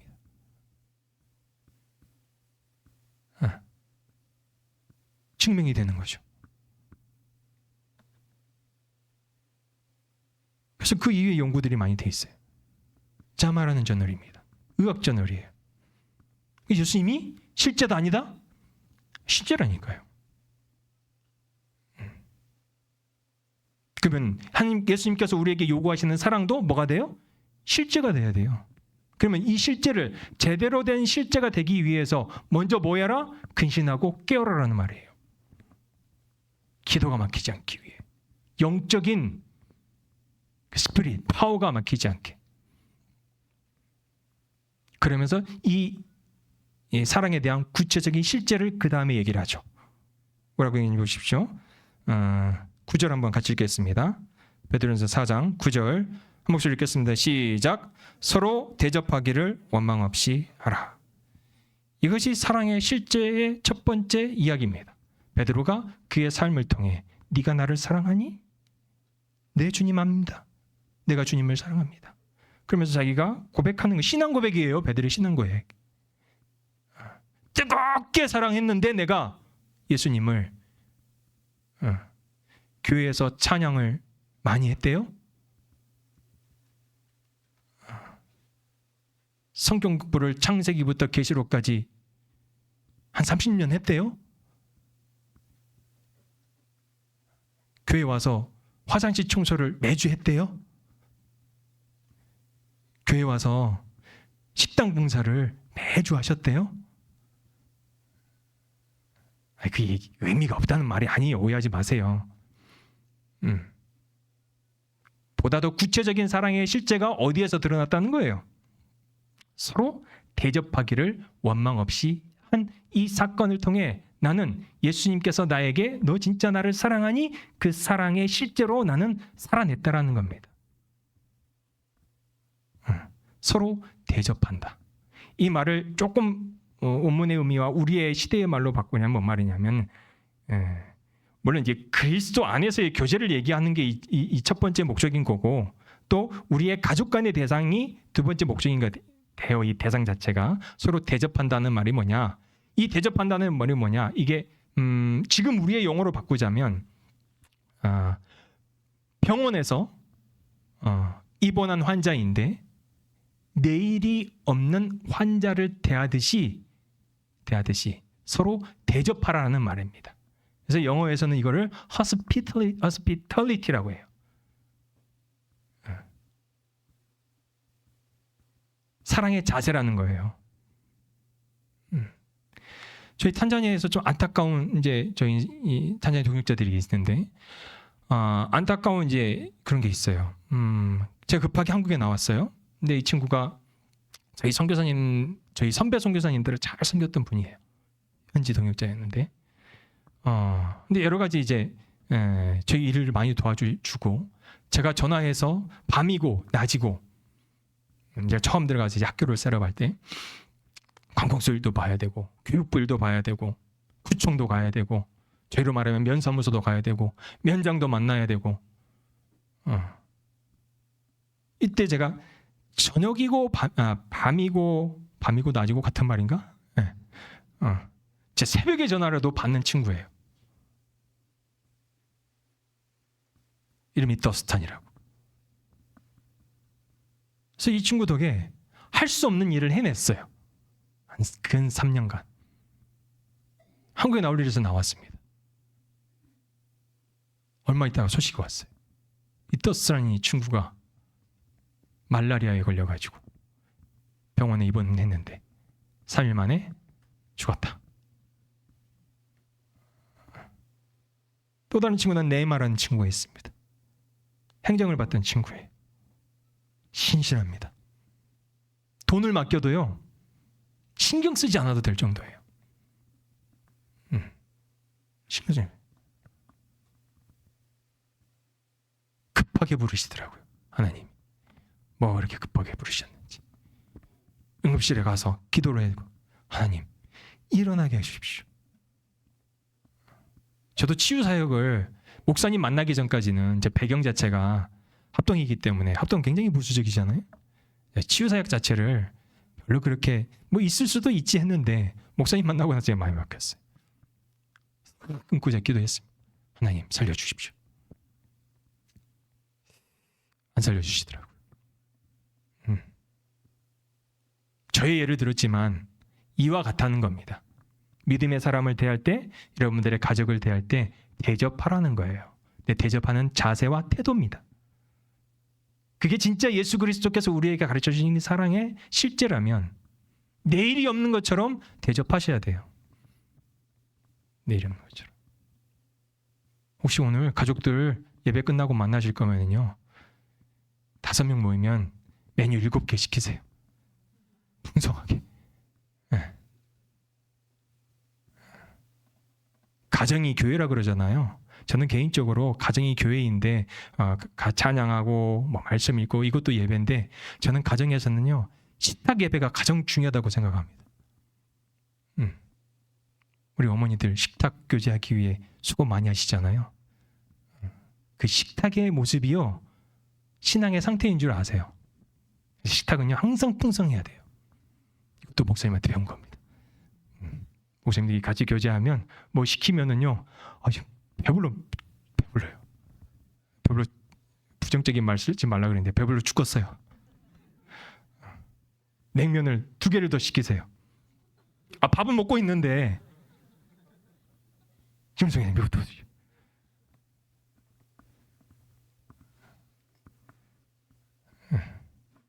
대접하라는 겁니다. 내일이 없이. 이게 사랑의 실제입니다. 그리고 두 번째 얘기하는 게 있는데 10절을 한번 같이 읽을까요? 10절 같이 읽겠습니다. 시작. 각각 은사를 받은 대로 하나님의 여러 가지 은혜를 맡은 선한 청지기 같이 뭐 하래요? 서로 봉사하래요.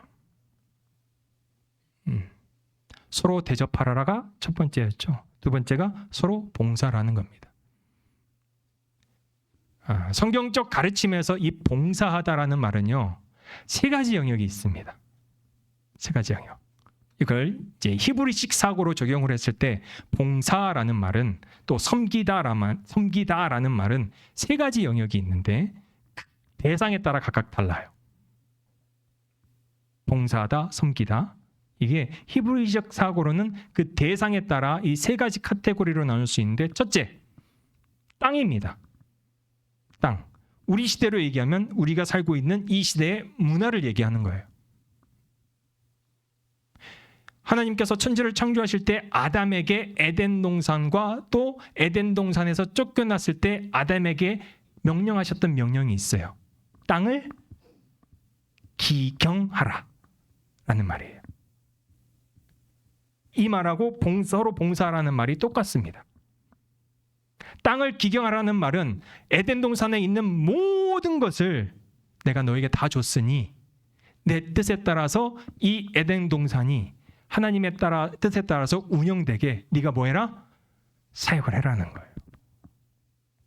굉장히 영적인 명령이죠. 그래서 우리 시대 구분 잘해야 한다고 얘기했죠.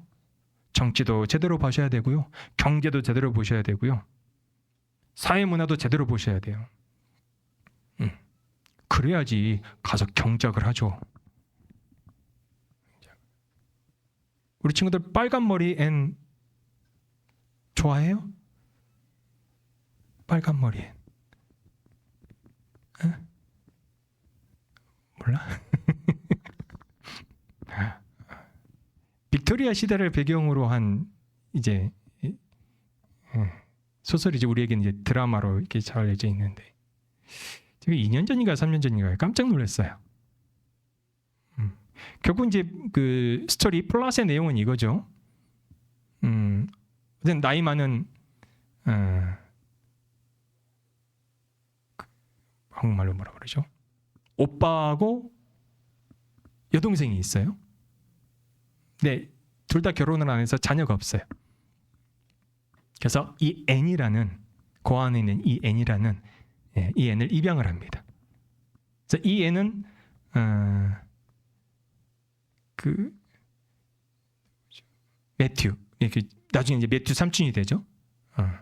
매튜 할아버지, 모양은 할아버지인데 매튜가 되고, 그리고 그 이모가 이름이 뭐지? 말리아인가요?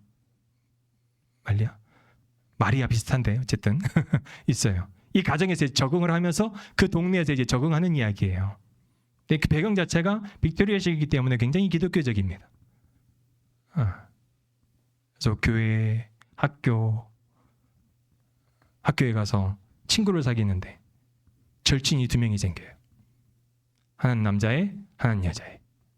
남자애는 길버트, 여자애는 다이아나.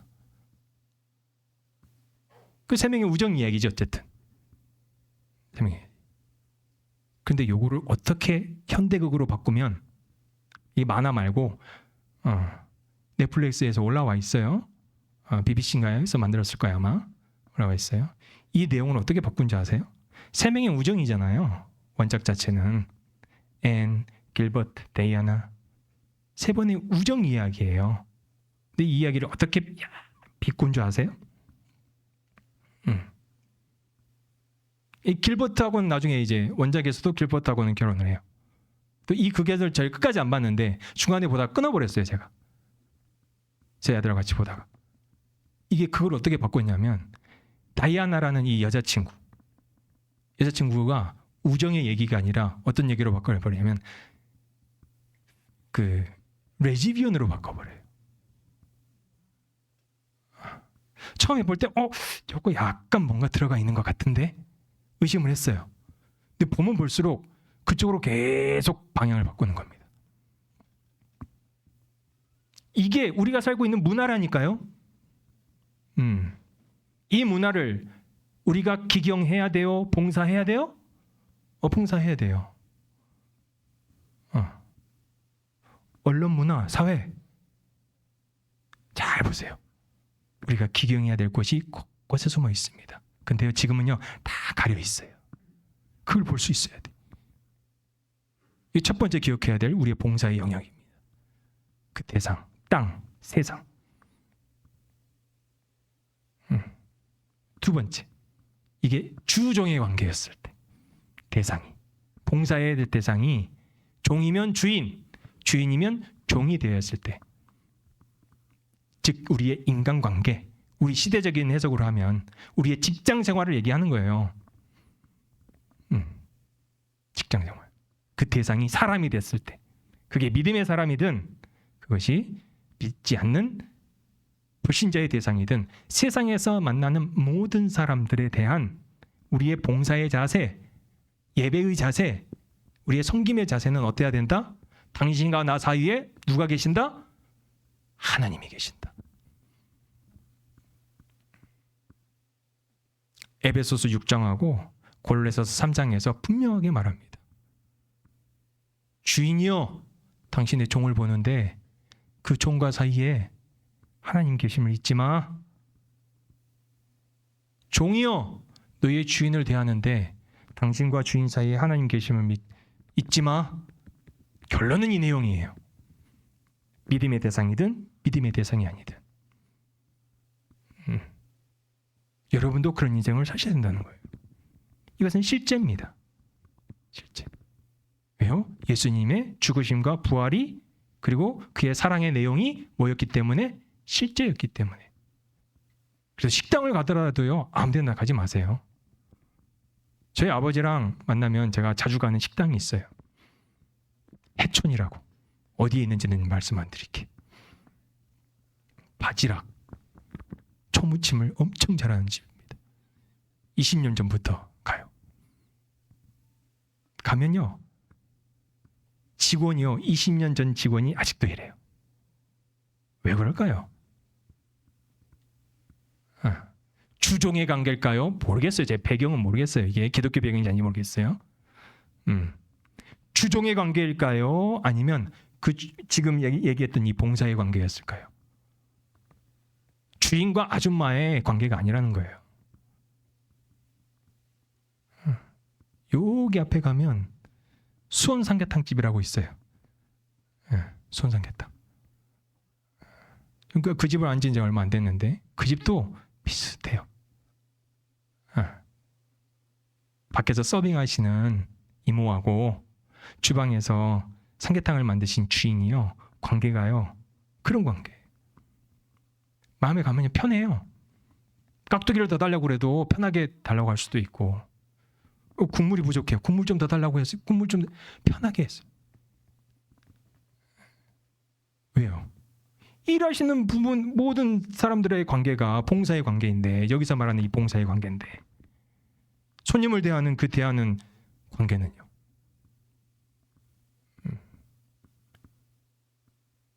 예로 듣는 거지만 베드로가 그의 삶과 사랑의 실제를 통해서 우리에게 가르쳐준 내용이 그거라고요. 모든 인간관계에서 그의 지위고하를 막론하고 어떤 사회적인 조건은 다르더라도 관계에서 분명히 기억해야 될 것은 중심에 누가 계신다? 하나님 계신다. 제가 건대 병원을 갔습니다. 건대 병원을 갔는데 유난히 제 눈에 띄는 간호사가 한 명 보이는 거예요. 이 간호사가 다른 간호사랑 분위기가 달라요. 그래서 실제 가서 혹시 그리스도인이세요? 교회 다니세요? 물어볼 뻔했어요. 태도가 다르더라니까요. 태도가. 제가 뭐 실수가 있어서 예약에 실수가 있어서 이걸 조정을 해야 되는데 다른 간호사들은요 바쁘니까 자기를 하러 바빠요. 근데 아주 세밀한 부분까지 신경을 써서 아주 밝은 모습으로. 그게 봉사의 자세입니다. 그게 섬김의 자세예요. 두 번째입니다. 이게. 또 히브리적 사고로 마지막 세 번째. 그러면 이 봉사, 이 섬김의 자세에서 가장 중요한 게 뭐냐? 그 대상이 하나님이었을 때는요. 이 봉사가 다른 말로 바뀝니다. 하나님을 섬기다. 하나님을 예배하다라는 말로 바뀌어요. 이때 하나님과 나와의 관계가 있습니다.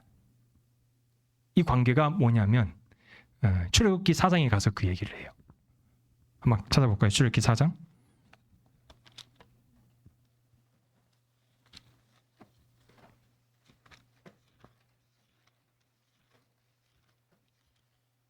출애굽기 4장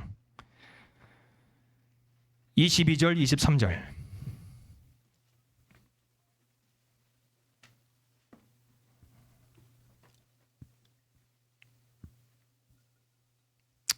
출애굽기 4장 22절과 23절 한번 같이 읽겠습니다. 시작. 너는 바로에게 이르기를 여호와의 말씀에 이스라엘은 내 아들 내 장자라.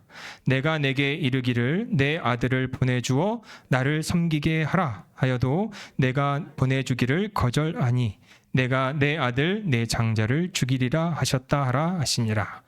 여기서 바로에게 가서 모세야 이르기 전에 라는 하나님의 메시지입니다. 너는 바로에게 이르기를 여호와의 말씀에 이스라엘은 누구래요? 내 새끼래요. 내 새끼. 내 아들이고 내 장자야. 내 딸이야. 내가 내게 이르기를 내 아들을 보내주어 나를 뭐하게 하래요?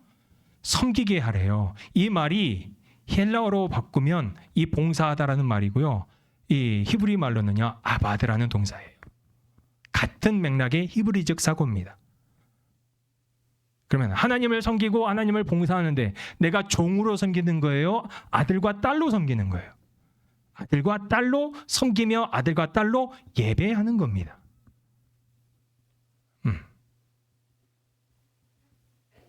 이게 우리 신앙인, 즉 사랑의 실제가 무엇인지를 그리스도의 죽음과 그리스도의 부활로 갖게 된, 소유하게 된 우리의 사랑의 실제라는 거예요. 아멘. 그 대상에 따라서 이 대상이 어떻게 우리의 섬김과 우리의 봉사의 대상이 되어야 되는지 정확하게 기억하셔야 된다는 겁니다. 그러기 위해서 뭐 해야 된다고요? 근신하고 깨어라. 근신하고 깨어라. 그러면서 이 모든 것을 마지막 마무리하며 사도 바울이 10절에 이와 같이 얘기합니다. 베드로전서 4장 10절. 베드로전서 4장 10절. 11절.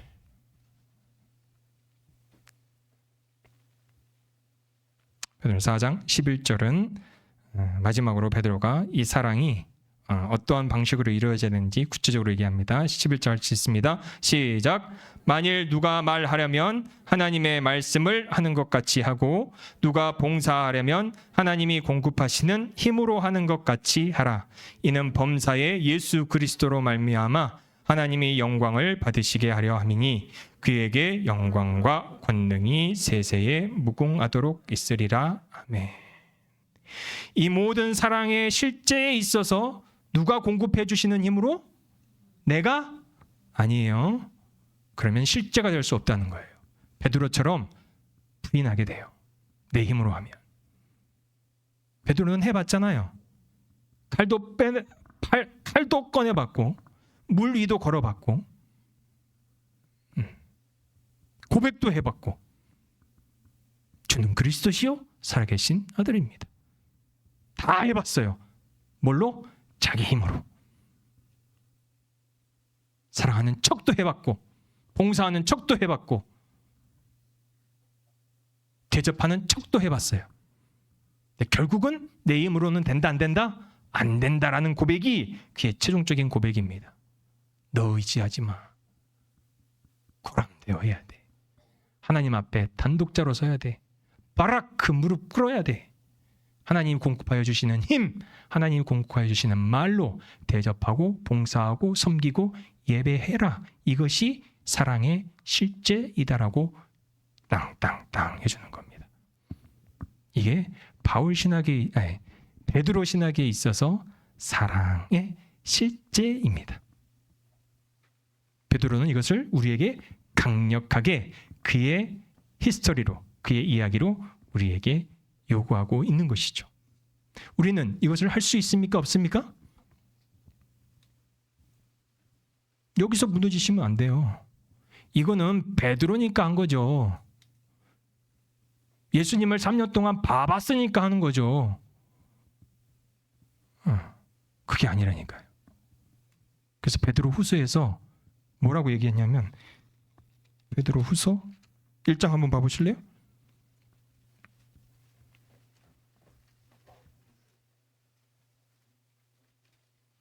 3절. 베드로서 1장 3절 함께 읽어보겠습니다. 중간까지만. 시작. 그의 신기한 능력으로 생명과 경건에 속한 모든 것을 우리에게 주셨다. 여기까지만요. 그의 신기한 능력을 우리에게 주셨다라는 게 주문장입니다. 여기서 신기한 문장이라는 말은 신적인 능력을 얘기하는 거예요. 영어로 얘기하면 divine power예요. divine power. 어떤 신기하네? 이게 아니에요. 신적인 능력을 누구에게 주셨대요? 너희들에게 주었대요. 나에게 준 것과 같이. 그러면서 4절에서 다시 한번 얘기합니다. 뭐라고 얘기하는지 4절 한번 읽어보겠습니다. 시작. 이로써 그 보배롭고 지극히 큰 약속을 우리에게 주사 이 약속으로 말미암아 너희가 정욕 때문에 세상에서 썩어질 것을 피하여 무엇에 참여하는? 신성한 성품에 참여하는 자가 되게 하려 함이라. 우리에게 divine power, 신적인 능력을 주셨는데 그 목적이 뭐예요? 신성한 성품, 즉 divine nature라고 얘기해요. 영어로는 divine nature. 우리의 본성 자체를 divine. 우리의 본성 자체가 하나님의 것이 될 수 있다 없다? 될 수 있다라는 거예요. 할 수 없다라고 얘기하면 안 돼요.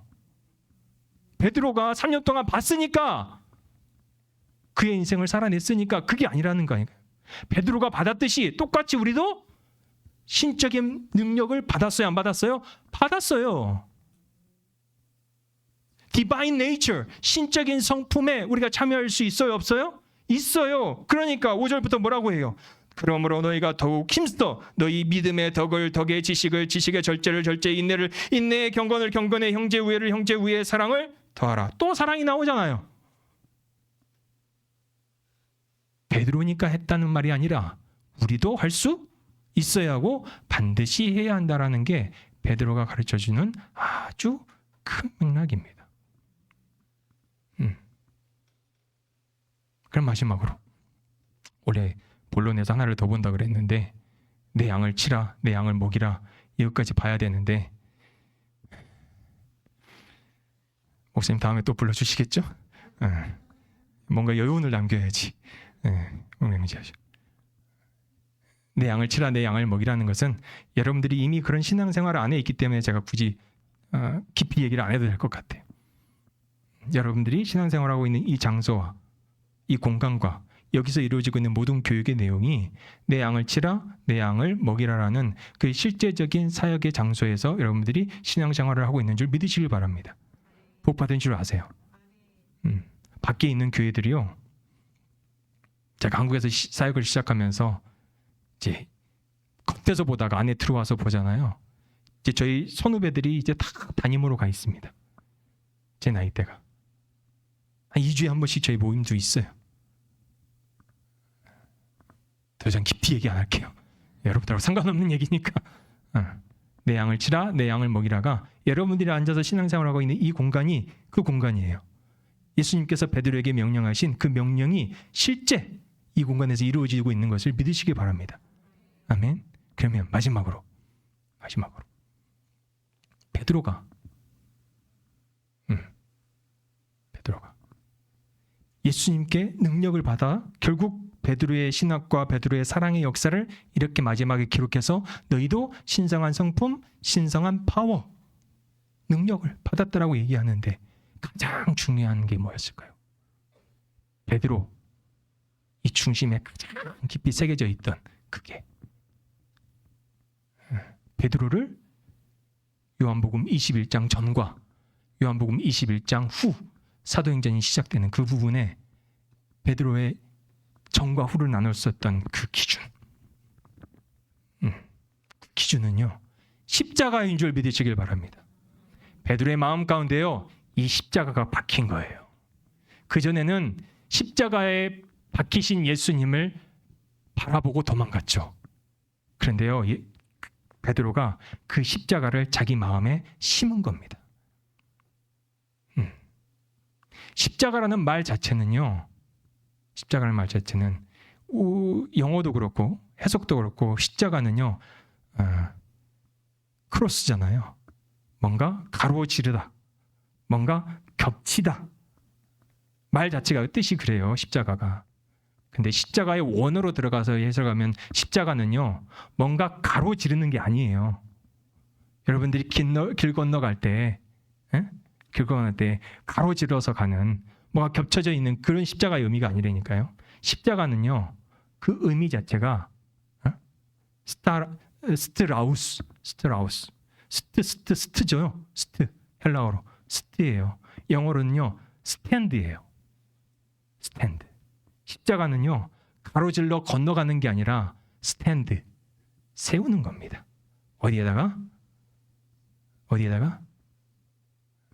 우리의 삶의 실제에다가 십자가를 세우는 거예요. 스탠드 하는 겁니다. 십자가는 크로스가 아니에요. 십자가는 스탠드입니다. 우리의 의식에도 심겨 놓으셔야 되고 우리의 마음에도 새겨 놓으셔야 되고 우리의 삶의 실제에도요. 십자가를 세우셔야 돼요. 그래서 구약에서 이 말을 어떤 말로 표현하냐? 언약을 세우다라는 말로 얘기하는 거예요. 그래서 언약을 세우는 것 구약. 신약의 십자가를 세우는 것 베드로가 될 수 있었던 것 뭐였다고요? 십자가를 세웠다니까요. 다 이루었다. 십자가에서 예수님이 말씀하시고요. 마지막 표현이 있습니다. 요한복음 19장에 이것도 번역이 조금 잘못되어 있는데 한글로 정확하게 번역을 하면 이거예요. 다 이루었다 하시고 고개를 떨구시며 그의 영혼을 푸뉴마 그의 영혼을 하나님께 뭐했다?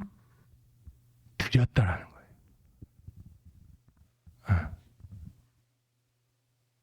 근데 한국 성경은 고개를 떨구시고 죽으셨다는 표현이 나오죠. 그게 뭐냐? 그 영혼을 누구에게 드리셨다? 하나님께 드리셨다. 우리 자손들에게 뭐를 건네 주실 거예요? 예수님은 예수님의 푸뉴마 영을 하나님께 드림으로 말미암아 하나님께서 이 푸뉴마를 다시 누구에게 주신 거예요? 우리에게 건네 주시는 겁니다. 우리 자손들에게 뭐를 건네 주셔야 돼요? 절대 학력 아닙니다. 절대 세상의 성공 아니에요. 예수 그리스도께서 당신의 푸뉴마를 하나님께 건네주셔서 그 푸뉴마를 우리의 구원을 위해 우리에게 내려주셨듯이 우리의 부모님은요, 이 예수 그리스도의 푸뉴마를 우리 자손들에게 대대손손, 그러면 약속하신 약속의 말씀이 있습니다. 천대까지 뭐를 받는다? 천대까지 복을 받는다. 베드로의 중심에 뭐가 세워졌어요? 이제 십자가가 세워졌다니까요. 십자가를 멀리서 보고 예수님이 지신 십자가를만 봤을 때는요, 도망갔어요. 부인하고 3번이나.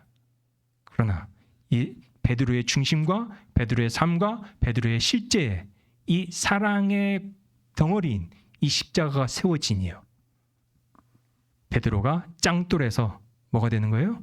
반석이 되는 거예요. 뭐가 세워지니까? 십자가가. 우리의 모든 인생 가운데 이 십자가를 든든히 세우셔서 베드로에게 명령하신 내가 나를 사랑하느냐, 그리고 결국 이것이 사랑으로 증명이 되어지는 대접함으로, 봉사함으로, 시대를 분간함으로, 냉철한 지혜로 세상을 기경함으로 사랑의 실체가 되고 사랑의 덩어리가 되어 예수님께서 우리에게 명령하시는 내가 나를 사랑하느냐? 라는 질문에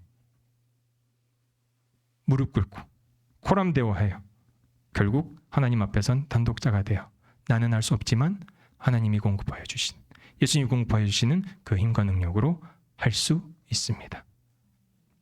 신적 파워, 신적 네이처, 성품, 주신 그대로 실제가 되겠습니다라고 고백하며 우리의 인생 가운데 그런 실제의 열매로, 사랑의 열매로 늘 무장하시고 늘 건네주시는 하나님의 믿음의 백성들 되시기를 주님의 이름으로 간절히 부탁드립니다. 기도하겠습니다. 주님 은혜를 감사합니다. 늘 우리 자신을 위해 고민하고 기도하고 또한 질문하며 우리의 인생을 살아내기를 원합니다. 이 시대 자체가 마지막 때이기에 내일이 없는 것 마냥 하나님께서 우리에게 명령하신 이 명령에 순종하며 살아내기를 원합니다. 주님, 우리의 삶과 우리의 생각과 우리의 의식과 우리의 모든 육체와 우리의 모든 삶의 현장 가운데 십자가가 세워지게 하여 주시옵소서. 그래야 언제라도 하나님께서 우리에게 내가 나를 사랑하느냐? 라고 물으실 때 내가 주님을 사랑하는 줄 주님이 아십니다 라고 고백할 수 있는 하나님 앞에 선 믿음의 사람으로 우리를 세워 주시옵소서. 우리의 말과 행동에 있어서 우리의 능력으로는 할 수 없지만 하나님께서 우리에게 이미 그리스도를 통해 전해주시고 건네주신 그 사랑, 신적인 능력, 하나님의 본성으로 할 수 있음을 저희가 담대하게 선포합니다. 하나님, 우리 삶에 깊이 관여하여 주셔서 우리의 모든 시공간을 오직 십자가를 세워 하나님의 사랑을 실제가 되어 드러나게 하는 믿음의 삶 살게 하여 주시옵소서. 예수님의 이름으로 기도드립니다. 아멘. 지금은 우리 구주 예수 그리스도의 은혜와 하나님의 사랑과 성령의 교통하신 은혜가 내가 나를 사랑하느냐? 라는 질문에 늘 겸손하게 내가 주님을 사랑하는 줄 주님이 아십니다 라는 실제의 사랑의 고백으로 우리의 삶을 드리기로 작정한 이 자리에 있는 주의 모든 백성들 위해, 우리의 가족들 위해, 우리의 친지들 위해, 우리의 모든 동역자들 위해 지금부터 영원까지 함께 있을지어다.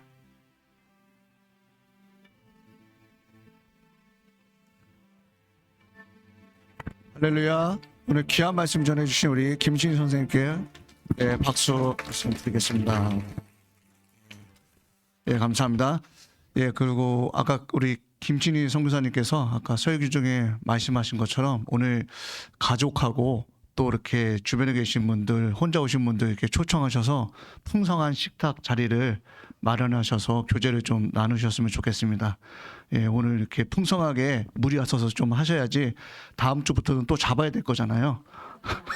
그러니까 예, 오늘 시간이 있을 때 즐길 수 있을 때 즐기셔야 돼요. 그래서 풍성한 식탁이 되게끔 해주시고 우리 나가시면서 서로 안부 인사 나누시고 또 우리 주님 안에서 승리했습니다 하고 기쁨으로 예, 교제 나누시기 바랍니다. 감사합니다.